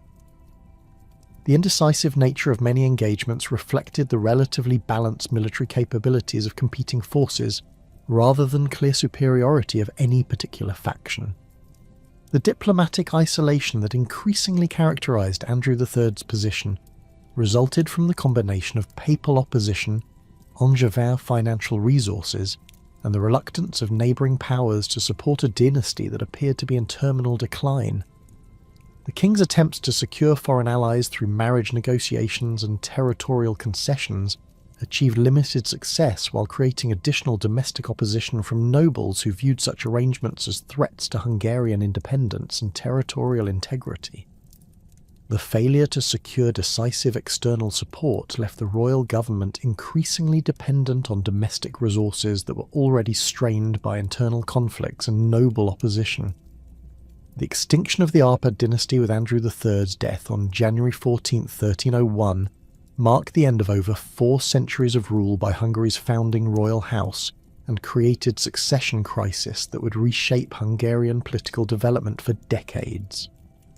The lack of clear male heirs within the Arpad lineage, combined with the existence of multiple foreign claimants with varying degrees of legitimacy, created conditions for prolonged civil conflict that would test the institutional foundations established during the dynasty's golden age. The competing claims of Charles Robert of Anjou, Wenceslaus of Bohemia, and Otto of Bavaria reflected the complex international dimensions of Hungarian politics. While the support that each claimant received from different segments of Hungarian society demonstrated the deep divisions that had developed within the kingdom during the final decades of Arpad rule. The death of Andrew III without male heirs precipitated the most complex succession crisis in Hungarian history, as 3 foreign princes advanced competing claims to the throne, each backed by different European powers and supported by distinct factions within Hungarian society. Wenceslaus III of Bohemia arrived first on the scene, leveraging his proximity and the military resources of the Bohemian kingdom to secure coronation in Székesfehérvár on August 27, 1301. His claim rested on his descent from Kunigunda, daughter of Bela IV, though this connection through the female line violated traditional Hungarian succession practices. The young Bohemian king supporters included primarily nobles from northern and western Hungary, who viewed Bohemian rule as preferable to the alternatives, and who hoped to maintain their regional autonomy under a foreigner monarch with limited knowledge of Hungarian political dynamics. Otto III of Bavaria's claim derived from his descent from Bela IV through his grandmother Elizabeth, providing him with genealogical credentials similar to those of Wenceslaus, but backed by the substantial military and financial resources of the Bavarian Duchy. The Wittelsbach prince enjoyed support from the Holy Roman Emperor Albert I, who viewed Hungarian incorporation into the imperial sphere as strategically advantageous for containing French influence in Central Europe. Otto's Hungarian supporters concentrated among noble families in western regions who maintained traditional connections to Germanic political networks and who calculated that Bavarian rule would provide greater autonomy than the centralizing tendencies they associated with other claimants. Charles Robert of Anjou presented the most legally sophisticated claim through his descent from Charles Martel, son of Charles II of Naples, whose marriage to Clemence of Habsburg had been specifically arranged to establish Angevin succession rights in Hungary. Papal support for Charles Robert's candidacy reflected both ecclesiastical approval of Angevin dynastic legitimacy and broader church concerns about bringing Hungary more directly under papal influence.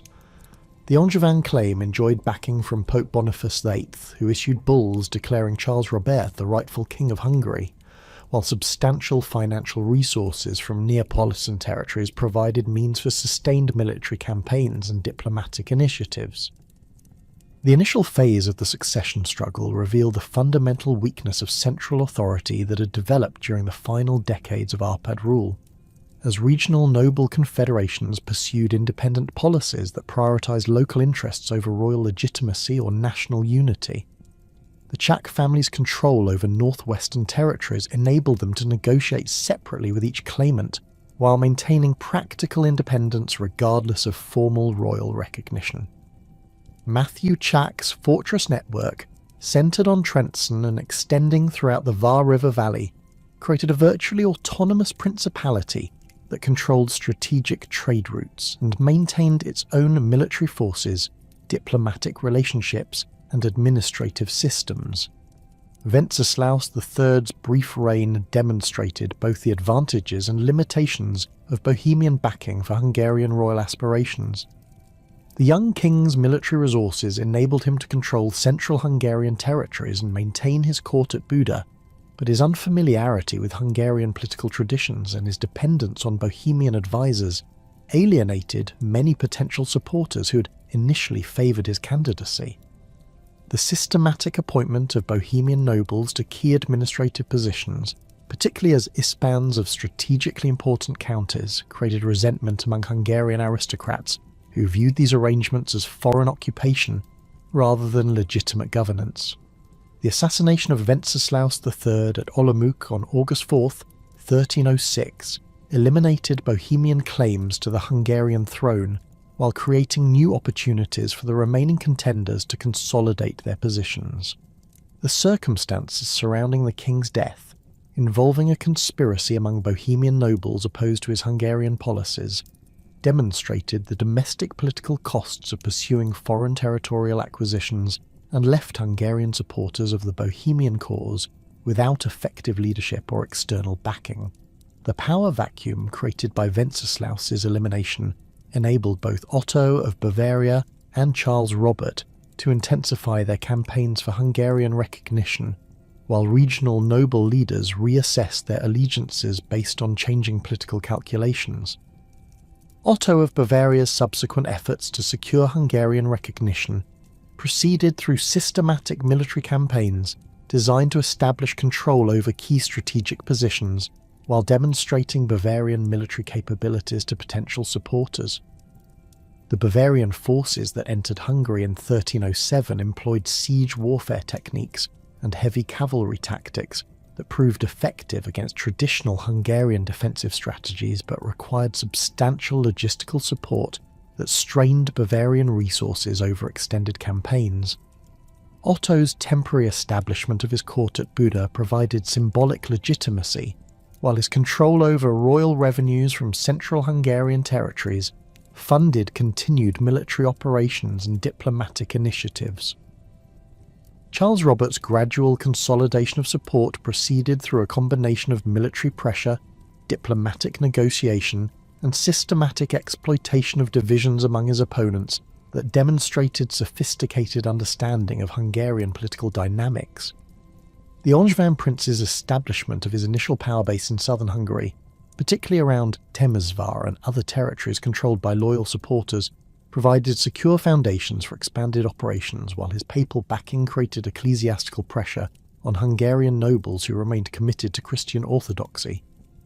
The systematic recruitment of Hungarian noble families through generous grants of privileges and territorial concessions created growing networks of Angevin supporters who provided local knowledge and military resources essential for successful campaigns.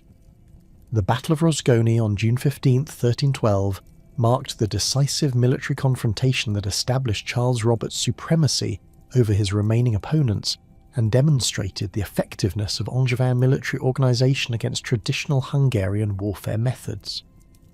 The Angevin forces, numbering approximately 8,000 men including heavy cavalry, infantry and crossbow units, employed coordinated tactics that maximised their advantages in equipment and training while exploiting weaknesses in the coalition army assembled by Amadeus Abba and other opponents of Angevin rule. The battle's outcome resulted from superior military discipline and tactical coordination rather than overwhelming numerical superiority, establishing precedents for the military reforms that would characterise Charles Robert's subsequent reign. Charles Robert's coronation with the Holy Crown on August 27, 1310 at Székesfehérvár marked the formal beginning of Angevin rule in Hungary, though the new king's effective authority remained limited to territories under direct military control, while regional noble confederations maintained practical independence throughout much of the kingdom. The ceremony itself reflected careful attention to Hungarian royal traditions while incorporating elements that emphasised papal approval and European recognition of Angevin legitimacy. Archbishop Thomas of Esztergom's performance of the coronation ritual provided ecclesiastical validation while the presence of foreign diplomatic representatives demonstrated international acceptance of the new dynasty. The systematic campaign against rebellious oligarchs that dominated Charles Robert's first decade as king required innovative military strategies and administrative reforms designed to overcome the advantages that regional noble confederations had developed during decades of weak central authority. The siege of Czech strongholds in northwestern Hungary proceeded through methodical reduction of individual fortresses combined with diplomatic efforts to detach supporters from the Confederation through offers of amnesty and territorial concessions. The capture of Trenčín Castle in 1321, following a siege lasting over 8 months, eliminated the primary centre of Czech resistance while demonstrating royal determination to restore central authority throughout Hungarian territories. The development of professional siege warfare capabilities represented a crucial component of Charles Robert's military reforms and reflected lessons learned from contemporary European conflicts, as well as specific requirements for reducing the sophisticated fortifications that had proliferated during the late Arpad period. The employment of Italian and German engineers, experienced in the latest siege techniques and artillery construction, provided technical expertise, while the systematic training of Hungarian forces in siege warfare created military capabilities that could operate independently of foreign specialists. The construction of counterweight trebuchets, torsion engines, and early gunpowder weapons gave royal forces decisive advantages over defenders relying on traditional defensive methods. The administrative reorganisation that accompanied military campaigns against regional oligarchs established new governmental structures designed to prevent the resurgence of autonomous noble confederations while maintaining effective central control over distant territories. The systematic replacement of hereditary county administrators with royal appointees selected for loyalty and competence rather than family connections created more responsive governmental structures, while the establishment of royal garrisons at strategic fortresses provided military backing for administrative authority. The development of written administrative procedures and regular reporting requirements enhanced central oversight, while reducing opportunities for local officials to pursue independent policies.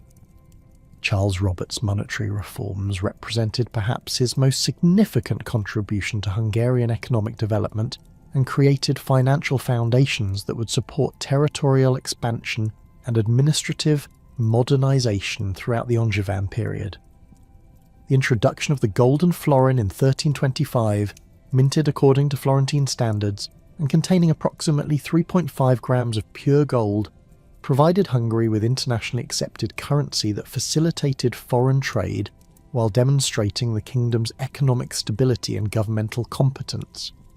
The systematic regulation of silver mining operations, particularly in the Kremnica and Bester Sabania regions, increased precious metal production while ensuring royal control over monetary policy and currency supply.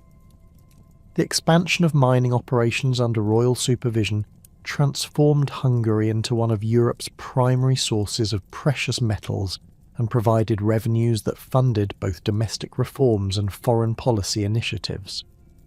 The systematic application of advanced mining techniques imported from German and Italian specialists increased production efficiency, while the establishment of royal monopolies over precious metal extraction ensured that mining profits supported governmental rather than private interests. The construction of new mining settlements, populated by German colonists with specialised technical knowledge, created centres for technological innovation while contributing to the kingdom's ethnic diversity and economic sophistication. The development of new trade routes connecting Hungarian territories with Mediterranean and Northern European commercial networks enhanced the kingdom's economic integration, while providing additional sources of royal revenue through customs duties and commercial regulations. The establishment of royal markets in major towns, combined with standardized weights and measures throughout Hungarian territories, facilitated internal commerce, while the negotiation of commercial treaties with Venice, Genoa, and other trading centres created opportunities for Hungarian merchants to participate in international trade. The construction of improved roads and bridge systems, funded through royal revenues and maintained by local communities, reduced transportation costs while enhancing communication between different regions of the kingdom. Louis XVII's accession to the Hungarian throne in 1342 marked the beginning of the most successful period of Angevin rule and initiated territorial expansion that would establish Hungary as one of medieval Europe's most powerful kingdoms. The young king inherited governmental structures that Charles Robert had systematically strengthened during his struggle against regional oligarchs, while substantial royal revenues from mining operations and commercial development provided resources for ambitious military campaigns and diplomatic initiatives. Louis's education in contemporary European political and military practices, combined with his inheritance of experienced administrators and military commanders from his father's reign, positioned him to pursue expansion policies that would extend Hungarian influence throughout Central Europe and the Balkans. The consolidation of Croatian territories under direct Hungarian administration represented Louis's first major territorial achievement and demonstrated both the military capabilities that Angevin reforms had created and the sophisticated diplomatic strategies that would characterize his reign. The systematic reduction of Croatian noble resistance, accomplished through coordinated military campaigns and generous offers of integration into Hungarian administrative structures, eliminated autonomous political centres while preserving local customs and privileges that facilitated peaceful incorporation. The appointment of Hungarian administrators to key positions in Croatian territories balanced central control requirements against local autonomy expectations, while the preservation of traditional Croatian legal systems maintained continuity with established judicial practices. The expansion of Hungarian influence into Polish territories through Louis's inheritance of the Polish crown in 1370 created unprecedented opportunities for territorial consolidation while posing complex challenges for governmental administration across vast distances and diverse populations. The union of Hungarian and Polish crowns, formalised through careful negotiations with Polish noble assemblies and papal recognition of dynastic legitimacy, created the largest territorial state in contemporary Europe while requiring innovative administrative solutions for managing multi-ethnic and geographically dispersed territories. The systematic appointment of Hungarian nobles to key positions in Polish administration balanced dynastic loyalty requirements against Polish noble expectations for continued autonomy and traditional privileges. The development of military capabilities that enabled successful campaigns throughout the Balkans reflected both substantial investments in professional forces and tactical innovations adapted to diverse geographical and political conditions encountered in different theatres of operation. The Hungarian army that emerged during Louis's reign combined traditional Magyar cavalry strengths with advanced siege warfare capabilities, disciplined infantry formations, and logistical systems capable of supporting extended campaigns across vast distances. The systematic recruitment of professional soldiers, equipped with standardized weapons and armor, and trained according to contemporary European military practices, created forces that could operate effectively against diverse opponents while maintaining cohesion during prolonged operations. The death of Louis then in 1382 without male heirs precipitated another succession crisis that would fundamentally reshape Hungarian political structures and expose the kingdom to unprecedented external pressures from the expanding Ottoman Empire. The complex negotiations surrounding the succession of Louis's daughter Mary reflected both the sophisticated diplomatic networks that Angevin rule had established and the persistent challenges of female succession in medieval European political systems.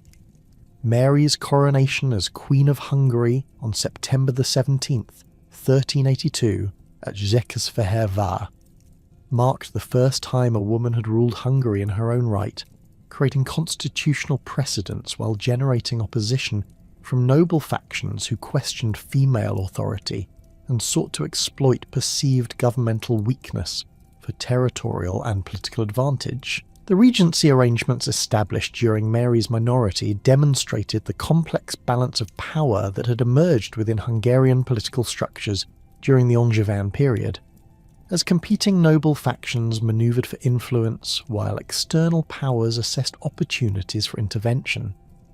Elizabeth of Bosnia, Mary's mother, assumed formal regency powers with support from the Gahay and Lakfi families, whose loyalty to Angevin dynastic interests provided governmental continuity, while their territorial holdings in southern and eastern Hungary created defensive capabilities against potential Ottoman incursions. The Regency Council's composition reflected careful attention to regional power balances, with representatives from major noble families receiving positions that acknowledged their territorial influence, while binding them to royal authority through formal governmental responsibilities. The emergence of Sigismund of Luxembourg as a claimant to the Hungarian throne through his betrothal to Mary represented a diplomatic solution that addressed both succession legitimacy concerns and the kingdom's need for external military support against growing Ottoman pressure. Sigismund's position as Margrave of Brandenburg and son of Emperor Charles IV provided valuable connections to Holy Roman imperial resources, while his extensive experience in contemporary European politics and military affairs offered capabilities that purely domestic Hungarian leadership might lack. The marriage negotiations, conducted through papal mediation and involving complex territorial and financial arrangements, reflected the international dimensions of Hungarian succession questions and the kingdom's integration into broader European political networks. The Ottoman expansion into Balkan territories during the 1380s created strategic pressures that fundamentally altered Hungarian defensive requirements and forced rapid adaptation of military organisation and diplomatic strategies developed during previous centuries of conflicts with European neighbours. The systematic Ottoman conquest of Serbian principalities, culminating in the Battle of Kosovo on June 15, 1389, eliminated the primary buffer between Hungarian territories and Ottoman forces, while demonstrating the effectiveness of Ottoman military organisation against traditional Balkan defensive strategies. The defeat of Prince Lazar's coalition army revealed both the tactical superiority of Ottoman forces and the difficulty that Christian powers faced in coordinating effective resistance against the methodical expansion of Ottoman territorial control. Sigismund's accession to the Hungarian throne in 1387, formalised through his marriage to Mary and subsequent coronation, coincided with intensifying Ottoman pressure that would define his entire reign and require fundamental changes in Hungarian military organisation, diplomatic strategies and administrative structures. The new king brought to Hungary extensive knowledge of contemporary European military innovations, diplomatic practices and administrative techniques that had been developed in more politically centralised regions of the Holy Roman Empire. His court, established at Buda with substantial Germanic and Bohemian influences, represented a significant departure from previous Hungarian royal traditions, while reflecting the international character of the challenges facing the kingdom. The systematic fortification of southern Hungarian territories under Sigismund's direction employed architectural innovations and defensive strategies specifically designed to counter Ottoman siege warfare capabilities and the rapid cavalry movements that characterized Turkish military operations. The reconstruction of Nándorfehérvár as a major fortress complex beginning in 1390 utilized Italian military engineers and incorporated design elements that reflected careful study of Ottoman siege techniques observed during their Balkan campaigns. The fortress featured multiple defensive rings, sophisticated artillery positions, and underground storage facilities capable of sustaining prolonged sieges while providing bases for counterattack operations against Ottoman forces operating in Serbian territories. The establishment of the Order of the Dragon in 1408 represented Sigismund's most innovative response to Ottoman expansion and created military and diplomatic networks that extended Hungarian influence throughout Central and Eastern Europe while coordinating Christian resistance against Turkish advancement. The order's membership included prominent nobles from Hungary, Poland, Wallachia, and other threatened territories, creating communication networks and mutual defence obligations that transcended traditional political boundaries. The elaborate initiation ceremonies, conducted at Buda with participation from international dignitaries, emphasised both the religious dimensions of anti-Ottoman resistance and the secular political alliances necessary for effective military coordination. The military innovations implemented under Sigismund's direction reflected both contemporary European developments in warfare technology and specific adaptations required for confronting Ottoman tactical methods and strategic objectives. The systematic development of artillery capabilities, employing German and Italian specialists experienced in cannon construction and siege warfare, provided Hungarian forces with firepower advantages that could offset Ottoman numerical superiority and tactical coordination. The establishment of royal arsenals at Buda, Temesvar, and other strategic locations created manufacturing capabilities for producing gunpowder weapons, while reducing dependence on foreign suppliers for critical military equipment. The Battle of Nicopolis on September 25, 1396, demonstrated both the potential and limitations of coordinated Christian resistance against Ottoman expansion, while revealing fundamental differences in military organisation and tactical approaches between European and Turkish forces. Sigismund's role as supreme commander of the crusading army, which included Hungarian forces, French knights, Burgundian cavalry, and various other European contingents, required coordination of diverse military traditions and tactical preferences under extremely challenging conditions. The Hungarian contingent, numbering approximately 8,000 men including heavy cavalry and infantry equipped with early firearms, represented one of the most professionally organised components of the Christian army and demonstrated the effectiveness of Sigismund's military reforms. The tactical coordination problems that contributed to the Christian defeat at Nicopolis reflected broader challenges in medieval military organisation and the difficulty of integrating different national military traditions into effective combined operations. The French knights' insistence on leading the initial assault, despite Sigismund's warnings about Ottoman defensive preparations and his recommendations for coordinated attacks utilising Hungarian archery and artillery support, created tactical conditions that favoured Ottoman defensive strategies. The systematic Ottoman use of feigned retreats, coordinated counterattacks, and disciplined infantry formations overwhelmed the fragmented Christian assault and demonstrated the superior military organisation that had enabled Turkish expansion throughout the Balkans. Sigismund's escape from the Nicopolis disaster and his subsequent diplomatic efforts to organise renewed Christian resistance revealed both his personal courage and his sophisticated understanding of the political and military challenges that Ottoman expansion posed for European Christian powers. The king's flight down the Danube River, accomplished with assistance from Wallachian allies and Genoese naval forces, enabled him to maintain his freedom while preserving royal authority for continued resistance efforts. The diplomatic missions that Sigismund conducted throughout Europe following his return to Hungary demonstrated his commitment to coordinating international opposition to Ottoman advancement, while revealing the limited enthusiasm that most European powers showed for sustained military commitments in distant Balkan territories. The administrative reforms implemented during Sigismund's reign reflected both the financial pressures created by constant military preparations and the need for governmental efficiency in managing resources and coordinating defensive efforts across vast territorial distances. The systematic reorganisation of county administration, with enhanced central oversight and standardised procedures for tax collection and military recruitment, increased governmental effectiveness while reducing opportunities for local officials to pursue independent policies that might compromise defensive coordination. The establishment of permanent royal garrisons at strategic fortresses created professional military forces that could respond rapidly to Ottoman incursions, while providing training centres for local militias and territorial defence forces.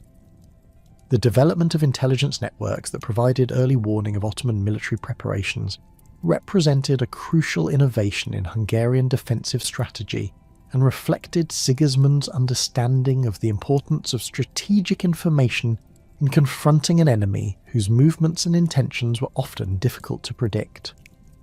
The systematic recruitment of agents within Ottoman territories, combined with diplomatic relationships with Balkan Christian populations under Turkish rule, created information sources that enabled more effective defensive planning while providing opportunities for coordinating resistance activities among subject populations. The establishment of communication systems utilising beacon fires, mounted messengers, and coded diplomatic correspondence enhanced the speed and reliability of intelligence transmission across the extensive frontiers that Hungarian forces were required to defend.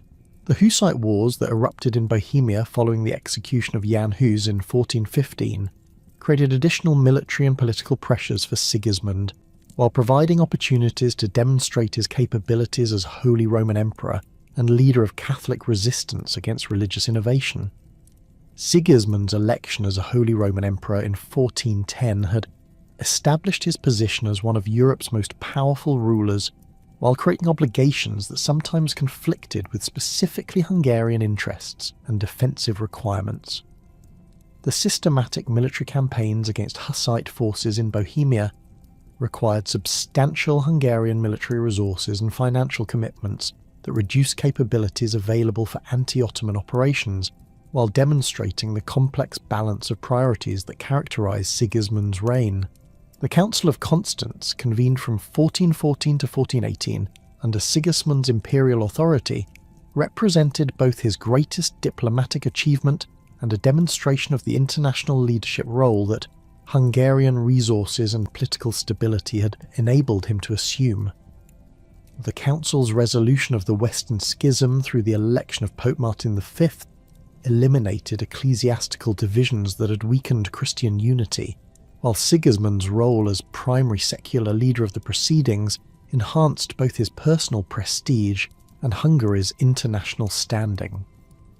The complex negotiations required to achieve conciliar unity, involving representatives from throughout Christian Europe and addressing fundamental questions of ecclesiastical authority and religious reform, demonstrated Sigismund's diplomatic skills while creating networks of international relationships that would benefit Hungarian interests throughout his reign. The systematic suppression of Hussite military innovations, particularly their development of war wagons and coordinated infantry tactics that proved highly effective against traditional heavy cavalry formations, required adaptation of Hungarian military organisation and tactical approaches that would influence defensive strategies against Ottoman forces. The mobile fortifications that Hussite forces employed, consisting of reinforced wagons, arranged in defensive circles and equipped with early firearms and crossbows, provided models for defensive innovations that could be adapted to counter Ottoman cavalry tactics and siege techniques. The systematic study of Hussite military methods, conducted by Hungarian commanders who participated in Bohemian campaigns, contributed to tactical developments that enhanced the kingdom's defensive capabilities against diverse military threats.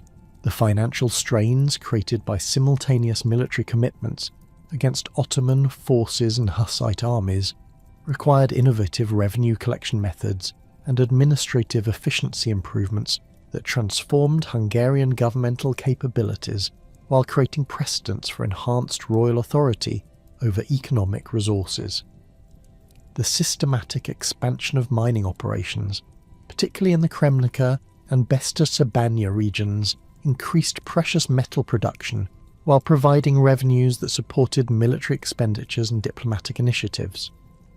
The development of new taxation methods, including customs duties on expanding commercial activities and special assessments for military emergencies, created more flexible revenue sources while maintaining the cooperation of noble and urban populations, whose support was essential for effective governance. The integration of artillery into Hungarian military organisation proceeded through systematic recruitment of foreign specialists and the establishment of domestic manufacturing capabilities that reduced dependence on external suppliers while creating technological expertise that could be applied to both military and civilian purposes. The German and Italian artillery masters who entered Hungarian service brought knowledge of the latest developments in cannon design, gunpowder composition, and siege warfare techniques that significantly enhanced royal military capabilities.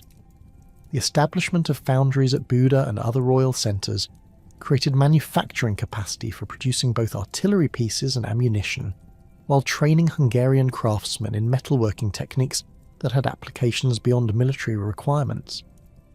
The diplomatic initiatives that Sigismund pursued throughout his reign reflected both the international scope of the challenges facing Hungary and his sophisticated understanding of the balance of power considerations that influenced European political developments. The systematic cultivation of relationships with Polish, Lithuanian, and Wallachian rulers created defensive alliances that provided mutual support against Ottoman expansion, while the maintenance of diplomatic contacts with Western European powers secured recognition of Hungarian legitimacy and occasional military assistance. The complex negotiations with Venetian authorities regarding commercial privileges and territorial arrangements in Dalmatian regions balanced Hungarian strategic interests against Venetian commercial concerns while maintaining access to Mediterranean trade networks that were crucial for economic prosperity. The succession arrangements that Sigismund established during his final years reflected both his concern for Hungarian political stability and his understanding of the complex international relationships that would influence the kingdom's future development.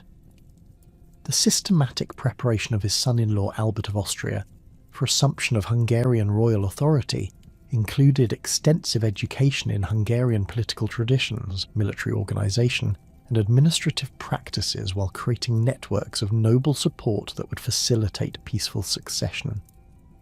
The careful balance of German and Hungarian influences in Albert's preparation for kingship demonstrated Sigismund's awareness of the cultural and political sensitivities that had complicated previous foreign successions, while his attention to legal and constitutional precedents established frameworks for legitimate dynastic transition. The death of Sigismund in 1437 left Hungary facing an unprecedented combination of internal political fragmentation and external military pressure that would test every institution the kingdom had developed over 4 centuries of independent existence. Albert of Austria's brief reign, lasting only 2 years until his death from dysentery in 1439, demonstrated both the continuing challenges of foreign succession and the kingdom's vulnerability to Ottoman expansion during periods of political instability. Albert's widow, Elizabeth of Luxembourg, found herself governing a regency for her posthumously born son Ladislaus, while confronting the immediate threat of Ottoman forces that had already penetrated deep into Hungarian territory, capturing key fortresses along the southern frontier and establishing permanent bases for further expansion into Central Europe. The emergence of Władysław III of Poland as a rival claimant to the Hungarian throne reflected the desperate circumstances that Hungarian noble factions faced as Ottoman pressure intensified throughout the early 1440s. The young Polish king's election by a Hungarian noble assembly meeting in Buda represented both a pragmatic response to immediate military necessities and a fundamental departure from traditional succession practices that prioritized dynastic legitimacy over military capability. Władysław's supporters, led by prominent families such as the Hunyadi, Rozguni and Talachi clans, calculated that Polish military resources and the king's personal commitment to anti-Ottoman warfare provided better prospects for defending Hungarian territories than the Regency government's limited capabilities and divided loyalties. John Hunyadi's rise to prominence during the succession crisis demonstrated both the opportunities that political instability created for capable military commanders and the kingdom's desperate need for effective leadership against Ottoman expansion. The son of Voik of Hunyad, a minor noble from Hunadora, who had received his estates through loyal service to Sigismund, John possessed neither the extensive territorial holdings nor the ancient lineage that traditionally qualified Hungarian nobles for high governmental positions. However, his exceptional military talents demonstrated through successful campaigns against Ottoman raiding parties in Transylvania and Wallachia, combined with his systematic cultivation of relationships with other noble families committed to anti-Ottoman resistance, positioned him as an indispensable figure in Hungarian defensive efforts. Hunyadi's appointment as Voivode of Transylvania in 1441 provided him with both the territorial base and the administrative authority necessary for organising systematic resistance against Ottoman expansion while establishing his credentials as a military commander capable of achieving victories against seemingly impossible odds. The Transylvanian territories under his control included some of Hungary's most strategically important fortresses, extensive agricultural resources that could support military operations, and diverse populations whose knowledge of Balkan geography and Ottoman military methods proved invaluable for planning defensive campaigns. The systematic fortification of Transylvanian strongholds under Hunyadi's direction employed architectural innovations specifically designed to counter Ottoman siege techniques, while providing secure bases for launching counterattack operations into Wallachian and Serbian territories.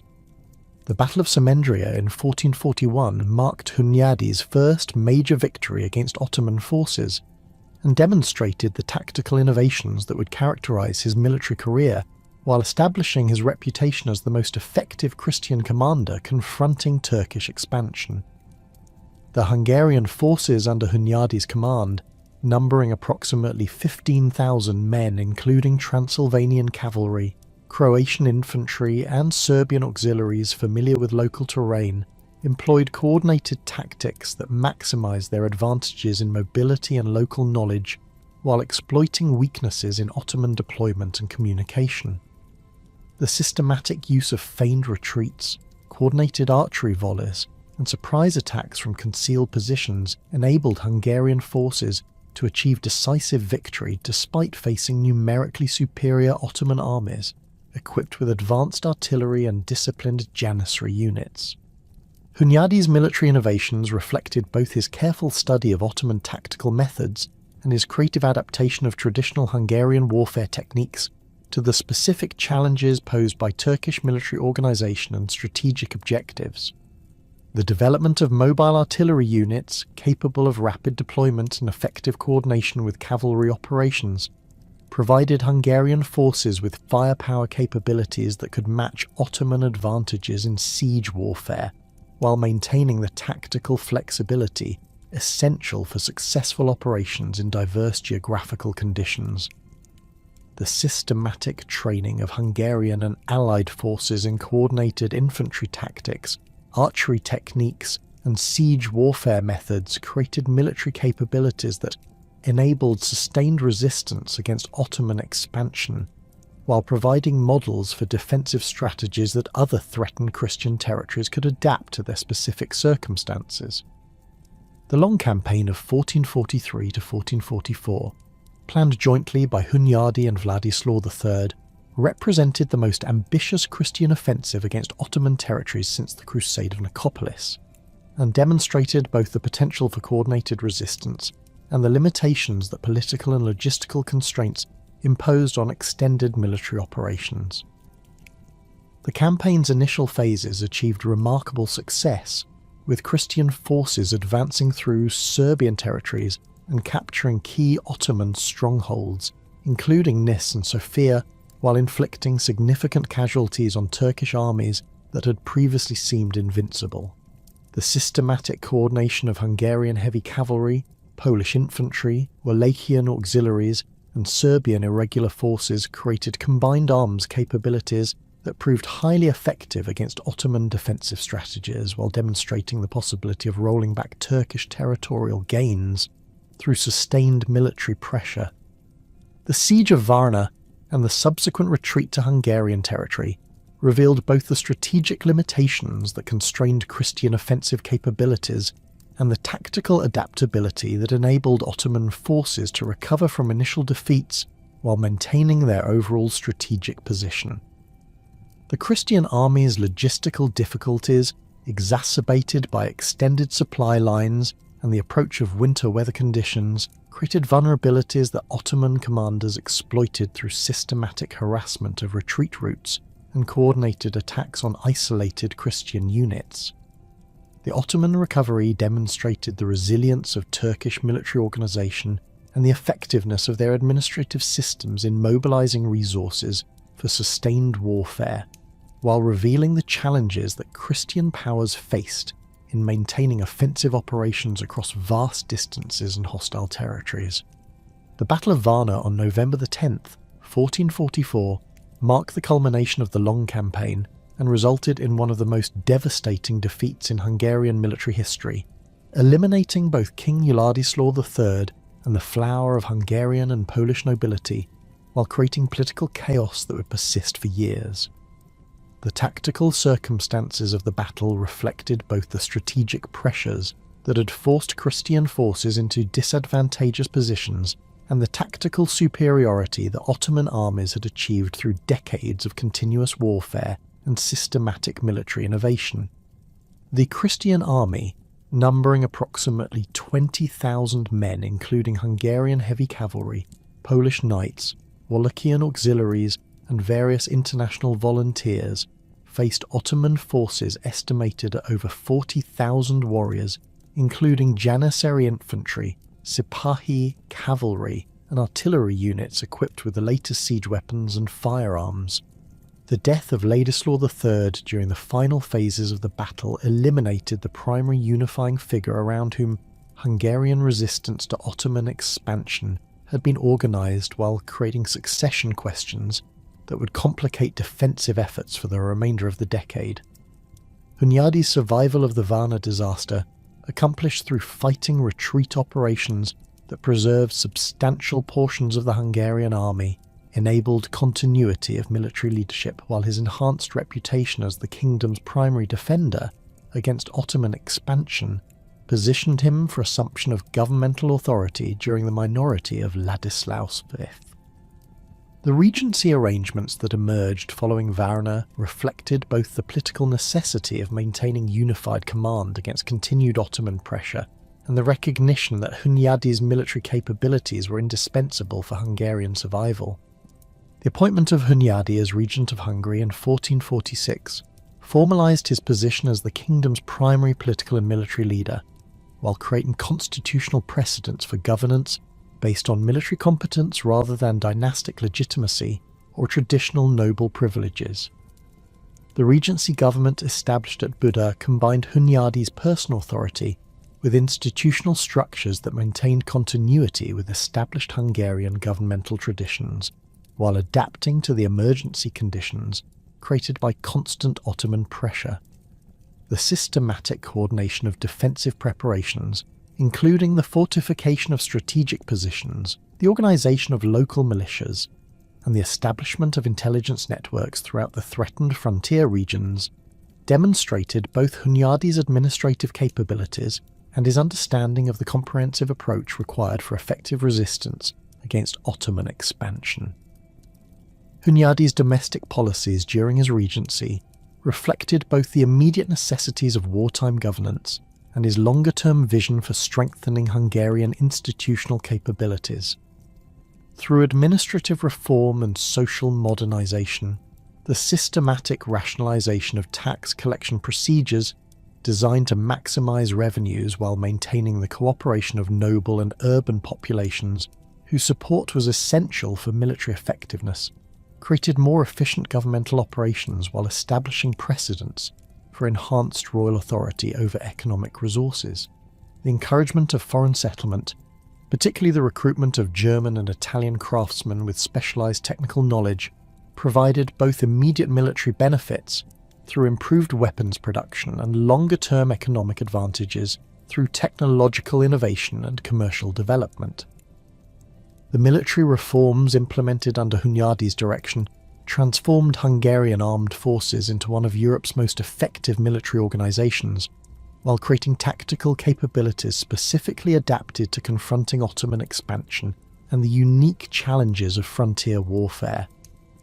The systematic development of professional infantry units trained in firearms use and coordinated tactical movements provided capabilities that complemented traditional Hungarian cavalry strengths, while addressing weaknesses that Ottoman victories had revealed in previous defensive efforts. The establishment of royal arsenals at strategic locations throughout the kingdom created manufacturing capabilities for producing gunpowder weapons, while reducing dependence on foreign suppliers for critical military equipment and ammunition.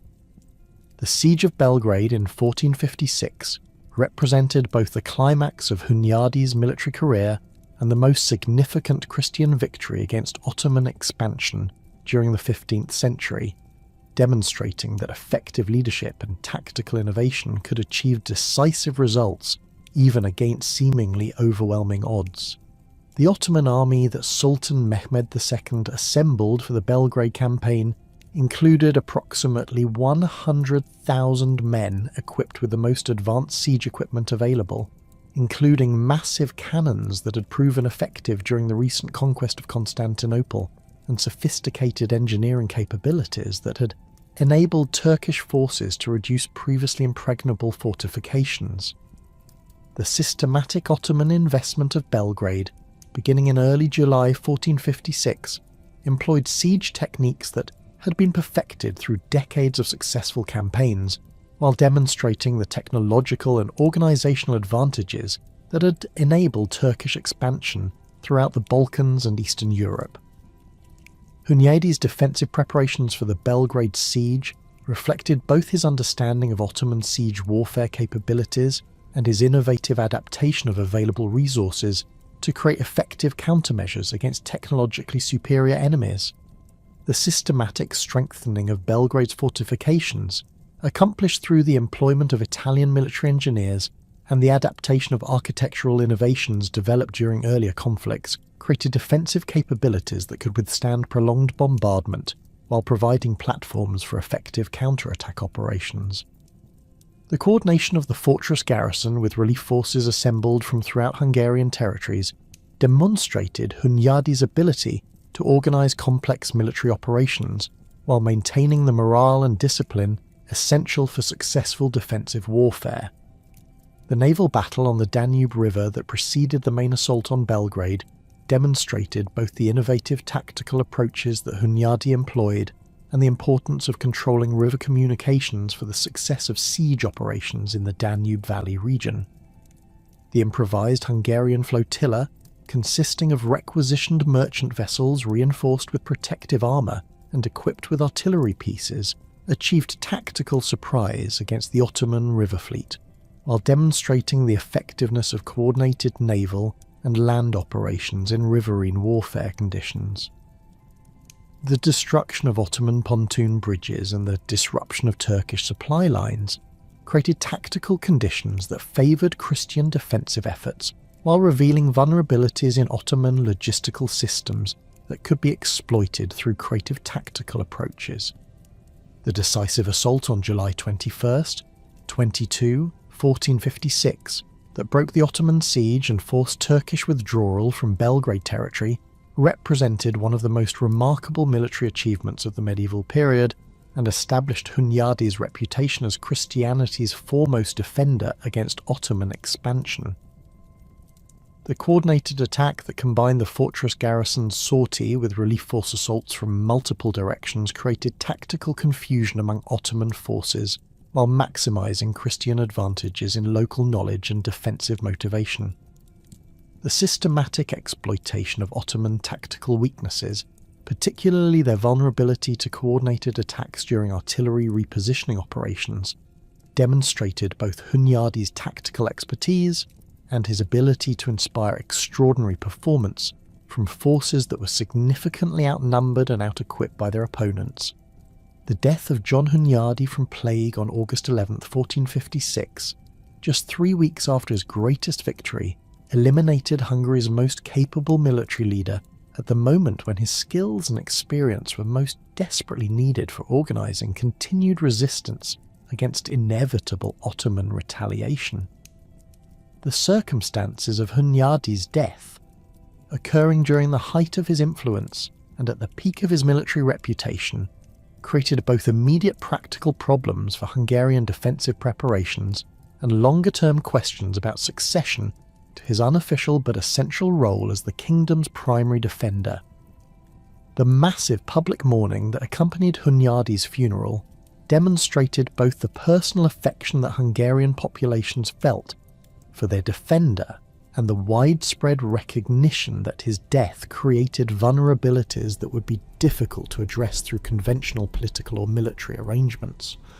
The brief reign of Ladislaus V from 1456 to 1457 demonstrated both the continuing challenges of royal minority governments and the complex political manoeuvring that Hunyadi's death had unleashed among competing noble factions seeking to inherit his influence and territorial holdings.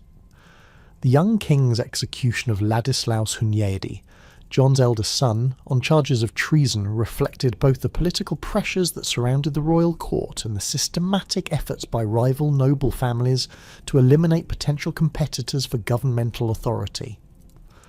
The circumstances surrounding these executions, including the violation of safe conduct guarantees and the apparent manipulation of legal procedures, created political scandals that undermined royal legitimacy, while generating popular sympathy for the Hunyadi family and their supporters.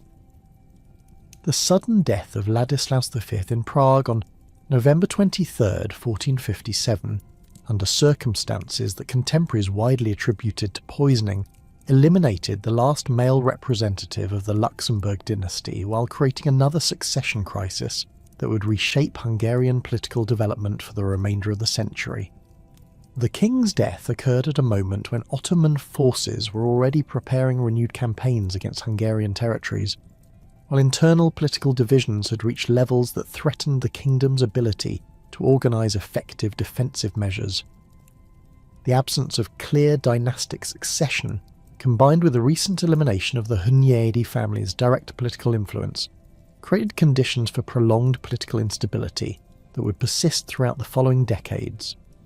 The election of Matthias Corvinus as King of Hungary on January 24, 1458, represented both a remarkable political comeback for the Hunyadi family and a fundamental departure from traditional European succession practices that prioritised dynastic legitimacy over personal capability and popular support. The 15-year-old son of John Hunyadi possessed neither the extensive territorial holdings nor the international recognition that typically qualified candidates for royal election.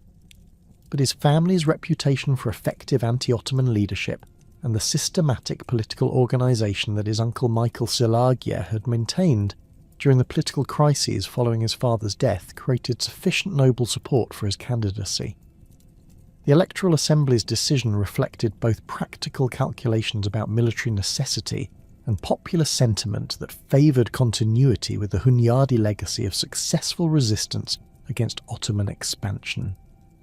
Matthias's coronation at Székesfehérvár on March 29, 1458, marked the beginning of one of the most remarkable reigns in Hungarian history and initiated a period of territorial expansion, cultural development, and administrative innovation that would establish Hungary as one of Europe's most influential kingdoms. The young king's assumption of royal authority occurred under extremely challenging circumstances, with Ottoman forces already preparing new campaigns against Hungarian territories, while domestic political opposition from noble families who had supported alternative candidates created internal security threats that required immediate attention. The systematic consolidation of royal authority that Matthias achieved during his first years as king demonstrated both his exceptional political skills and his understanding of the comprehensive approach required for effective governance under emergency conditions. The creation of the Black Army represented Matthias's most significant military innovation and provided Hungary with professional military capabilities that exceeded those available to most contemporary European kingdoms while establishing tactical and organisational models that would influence military development throughout Central Europe. The systematic recruitment of professional soldiers from throughout Europe, including German pikemen, Bohemian crossbowmen, Italian condottieri, and Hungarian cavalry, created combined arms capabilities that proved highly effective against diverse opponents, while demonstrating the kingdom's financial resources and organisational sophistication. The Black Army's estimated strength of 30,000 professional soldiers, equipped with standardised weapons and armour, and trained according to the latest European military practices, provided Matthias with military capabilities that enabled both defensive operations against Ottoman expansion and offensive campaigns that would extend Hungarian territorial control throughout Central Europe and the Balkans. The systematic fortification of Hungarian territories under Matthias's direction employed architectural innovations and defensive strategies that reflected both contemporary European developments in military engineering and specific adaptations required for confronting Ottoman siege warfare capabilities. The construction of new fortress complexes at strategic locations throughout the kingdom, including major installations at Buda, Visegrad, and numerous frontier positions, created defensive networks that could coordinate mutual support while providing secure bases for offensive operations. The employment of Italian military engineers, experienced in the latest developments in artillery-resistant fortification design, created defensive capabilities that incorporated lessons learned from recent conflicts while establishing architectural precedents that would influence fortress construction throughout Central Europe. The death of Matthias Corvinus on April 6, 1490, eliminated the last Hungarian king capable of maintaining effective resistance against Ottoman expansion, while simultaneously preserving the kingdom's independence from Habsburg and other foreign influences. The Black Army that had served as the foundation of Matthias's military and political power began to disintegrate immediately following his death, as unpaid soldiers either sought employment with foreign princes or turned to brigandage throughout Hungarian territories. The systematic fortification network that Matthias had constructed along the kingdom's southern frontiers remained physically intact, but the professional garrisons that had maintained these defensive positions dispersed within months, leaving strategically crucial strongholds undermanned and vulnerable to Ottoman assault. The succession crisis that erupted following Matthias's death revealed the fundamental weakness of elective monarchy when confronted with competing foreign claimants backed by substantial military resources and international diplomatic support. Maximilian I of Austria advanced claims based on previous Habsburg-Hungarian treaties and his position as Holy Roman Emperor, while Vladislaus II Jagiellon leveraged his existing rule over Bohemia and the support of Polish military forces to present himself as the most viable candidate for maintaining Hungarian independence. The Hungarian Noble Assembly that convened at Rakos in July 1490 faced the impossible choice between accepting foreign domination under Habsburg rule or electing a king whose limited resources and divided loyalties might prove inadequate for defending the kingdom against imminent Ottoman threats. Vladislaus II's election as King of Hungary on July 15, 1490, represented a compromise solution that satisfied neither the kingdom's defensive requirements nor the political ambitions of the major noble families who had supported his candidacy. The new king's coronation at Székesfehérvár on September 18, 1490, proceeded according to traditional Hungarian ceremonial practices, but the absence of significant foreign diplomatic representation and the limited military forces available for royal protection demonstrated the reduced international standing that Hungary had experienced following Matthias's death. Vladislaus's dual monarchy over both Hungary and Bohemia created administrative complications and divided loyalties that would persist throughout his reign, as the king's attention and resources were constantly divided between the competing demands of two kingdoms facing different threats and political challenges. The immediate financial crisis that confronted Vladislaus II's government resulted from the enormous costs that Matthias's military innovations and territorial expansion had imposed on royal revenues, combined with the systematic appropriation of royal income by noble families during the succession crisis. The dissolution of the Black Army eliminated the kingdom's primary military capability, while creating bands of unemployed professional soldiers whose continued presence in Hungarian territories posed threats to internal security and public order. The systematic reduction of royal revenues through noble tax resistance and the appropriation of royal estates by powerful families created governmental paralysis that prevented effective responses to either domestic political challenges or external military threats. The noble opposition that emerged during Vladislaus II's early years reflected both traditional Hungarian resistance to royal authority and the specific circumstances created by the king's weakness and the kingdom's financial difficulties.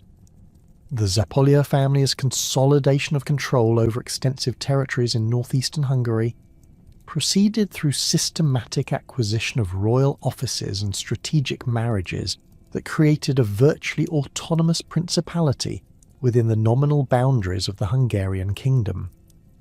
John Zápolya's appointment as voivode of Transylvania in 1510 provided him with both the territorial base and the administrative authority necessary for pursuing independent political objectives while maintaining formal loyalty to royal authority. The systematic weakening of central authority during Vladislaus II's reign enabled regional noble confederations to pursue policies that prioritized local interests over national defense requirements, creating conditions that would prove catastrophic when Ottoman pressure intensified during the following decade. The Bathory family's control over territories in eastern Hungary, the Frangipan dominance in Croatia, and the Brankovic influence in southern regions created fragmented, defensive arrangements that lacked coordination and mutual support capabilities. These regional power centres maintained their own military forces, diplomatic relationships, and administrative systems, while contributing minimal resources to royal defensive preparations or coordinated resistance planning. The peasant revolt of 1514 represented the most serious internal challenge to Hungarian political stability since the Mongol invasion, and demonstrated the social tensions that had developed during decades of constant warfare and noble territorial expansion. György Dossa's emergence as the leader of peasant forces reflected both his personal military experience, gained through service in anti-Ottoman campaigns, and his understanding of the grievances that had accumulated among rural populations subjected to increasing feudal obligations and military service requirements. The initial proclamation of the crusade against the Ottomans, issued by Pope Leo V and endorsed by Hungarian ecclesiastical authorities, provided legal justification for peasant military organisation, while creating expectations for social and economic reforms that the established political order had no intention of implementing. The transformation of the crusading army into a revolutionary force occurred gradually during the spring of 1514, as peasant recruits became increasingly aware that their noble commanders intended to use them as expendable infantry, while reserving positions of authority and potential rewards for members of the established aristocracy. Dossa's systematic organisation of peasant forces into disciplined military units, employing tactical knowledge gained through previous military service, created combat capabilities that initially achieved remarkable success against noble armies unprepared for coordinated peasant resistance. The Siege of Temesvar, lasting from July to October 1514, demonstrated both the military potential of organised peasant forces and the determination of revolutionary leadership to challenge the fundamental structures of Hungarian feudal society. The brutal suppression of the peasant revolt by forces commanded by John Zápolya revealed both the ruthless determination of Hungarian noble families to maintain their privileged positions and the military capabilities that regional power centres could mobilise when their fundamental interests were threatened. The systematic massacre of peasant forces following their defeat at Temesvar, including the notorious execution of Dossa himself, through being forced to sit on a heated iron throne while his followers were compelled to consume his flesh, demonstrated the extreme measures that Hungarian nobles employed to deter future popular resistance. The legal consequences of the revolt, codified in the tripartitum legal code compiled by István Verboczy, formally enshrined the principle of perpetual serfdom and eliminated virtually all legal protections that peasant populations had previously enjoyed. The tripartitum's systematic codification of noble privileges and peasant obligations created legal frameworks that would govern Hungarian social relationships for centuries, while establishing constitutional principles that severely limited royal authority and prevented effective governmental responses to external threats. Verboczy's legal compilation, completed in 1517, reflected both contemporary European legal scholarship and the specific political circumstances that had emerged during Vladislaus II's weak reign.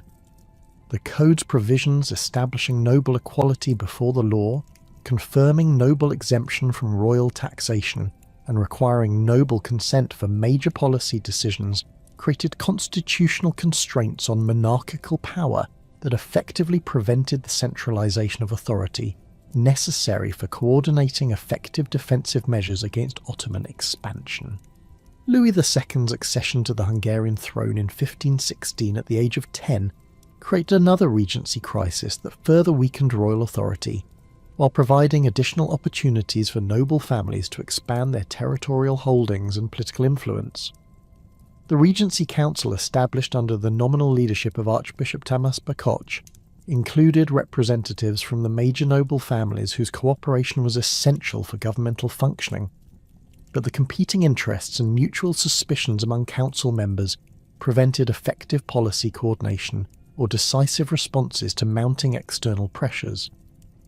The systematic appropriation of royal revenues by Regency Council members, justified through various legal pretenses and administrative arrangements, eliminated the financial resources necessary for maintaining adequate defensive preparations or diplomatic initiatives. The marriage negotiations that culminated in Louis II's wedding to Mary of Austria in 1515 reflected both the kingdom's desperate need for external military support and the Habsburg dynasty's systematic efforts to establish hereditary claims to Hungarian succession. The double marriage arrangement, which also included the betrothal of Louis's sister Anne to the future Ferdinand I, created dynastic connections that would prove decisive for Hungarian political development, while demonstrating the reduced bargaining position that financial weakness and military vulnerability had created for Hungarian diplomatic initiatives. The elaborate wedding ceremonies conducted at Vienna and Pressburg provided impressive displays of royal magnificence, but the underlying financial arrangements revealed Hungary's dependence on Habsburg resources and the limited autonomy that remained for independent policy formulation. The Ottoman expansion that accelerated under Suleiman the Magnificent's leadership created unprecedented pressures on Hungarian defensive capabilities, while revealing the inadequacy of the fragmented political and military arrangements that had emerged during decades of weak royal authority. Suleiman's accession to the Ottoman throne in 1520 coincided with the completion of administrative and military reforms that had transformed the Ottoman Empire into the most formidable military power in contemporary Europe. The systematic organisation of Ottoman military forces, including approximately 12,000 Janissary infantry equipped with firearms, 15,000 Sipahi cavalry, and extensive artillery trains featuring the latest developments in siege warfare technology, created combined arms capabilities that exceeded those available to any European army of the period. The Siege of Belgrade in 1521 demonstrated both the effectiveness of Ottoman military organisation and the collapse of Hungarian defensive coordination that had characterised the kingdom's response to previous Turkish threats. The fortress that John Hunyadi had successfully defended in 1456 fell to Ottoman assault within 3 weeks, despite its strategic importance and the substantial resources that had been invested in its fortification during previous decades. The rapid collapse of Belgrade's defences resulted from inadequate garrison strength, insufficient supplies, and the absence of coordinated relief efforts that might have disrupted Ottoman siege operations or provided tactical alternatives to passive defensive strategies.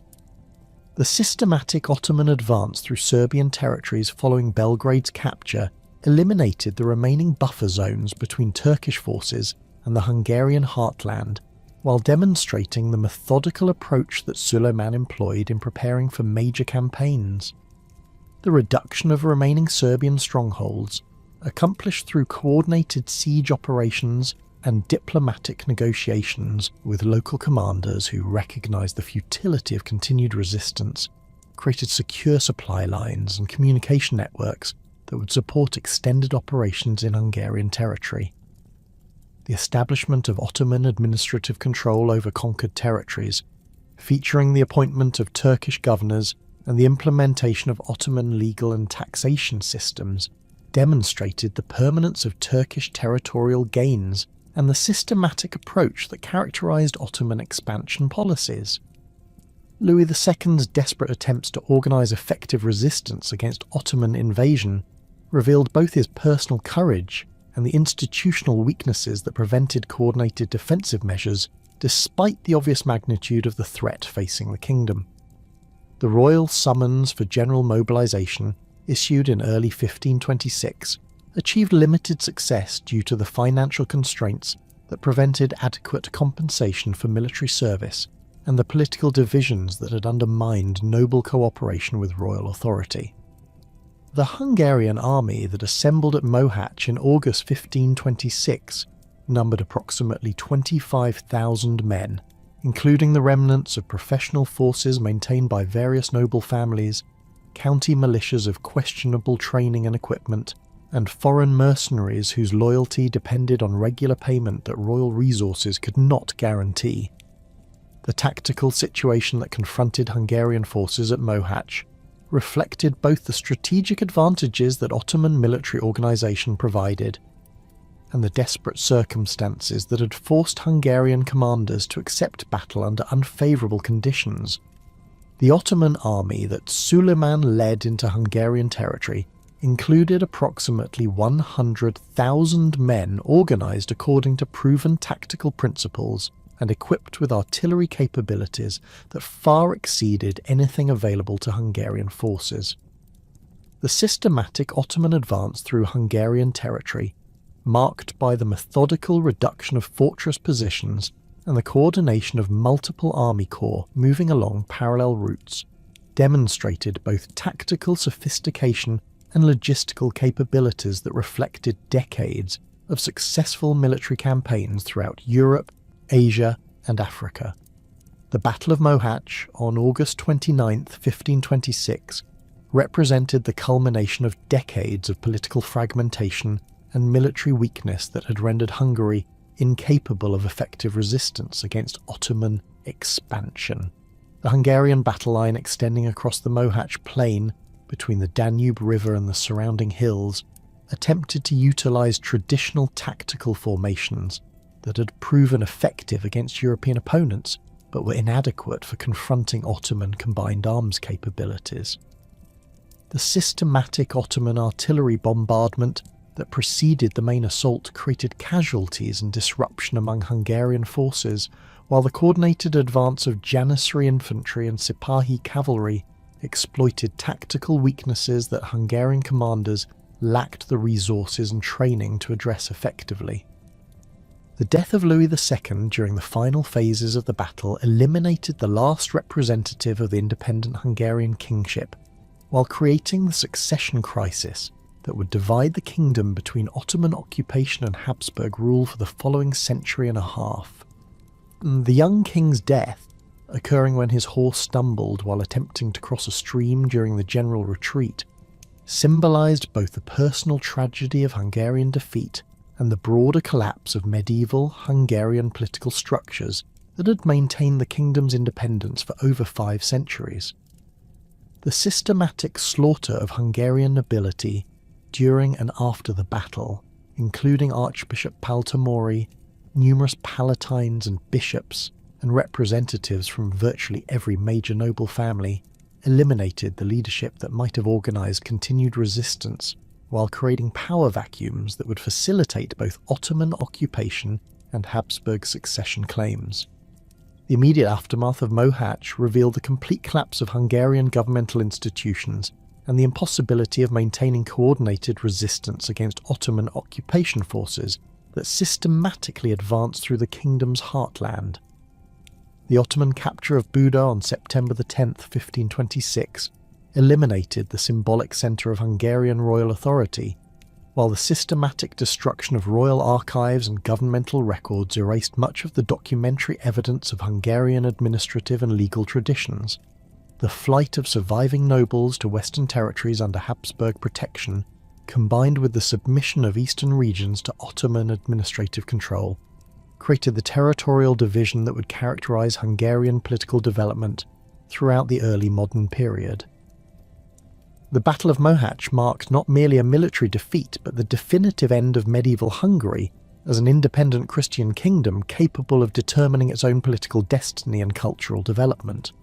The institutional structures that the Árpád dynasty had established during the 11th century, the legal traditions that had evolved through centuries of constitutional development, and the cultural achievements that had positioned Hungary among Europe's most sophisticated kingdoms all fell victim to the combination of internal political weakness and external military pressure that had characterized the final decades of the medieval period. The partition of Hungarian territories between Ottoman occupation in the central and southern regions and Habsburg rule in the western areas created political arrangements that would persist for generations, while eliminating the unified Hungarian state that had served as a crucial buffer between Christian Europe and Islamic expansion for over half a millennium.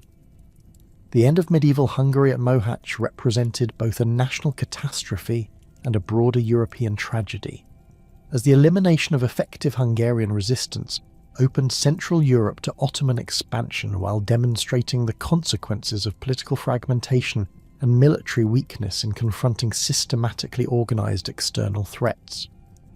The lessons of Hungarian collapse would influence European political and military development for centuries, while the memory of Hungarian resistance against overwhelming odds would inspire later generations of patriots seeking to restore national independence and cultural autonomy. The medieval Hungarian kingdom that had emerged from the Magyar conquest of the Carpathian Basin in 896 had fulfilled its historical mission of defending Christian civilization against Eastern threats, but the price of that defence ultimately proved to be the kingdom's own existence as an independent political entity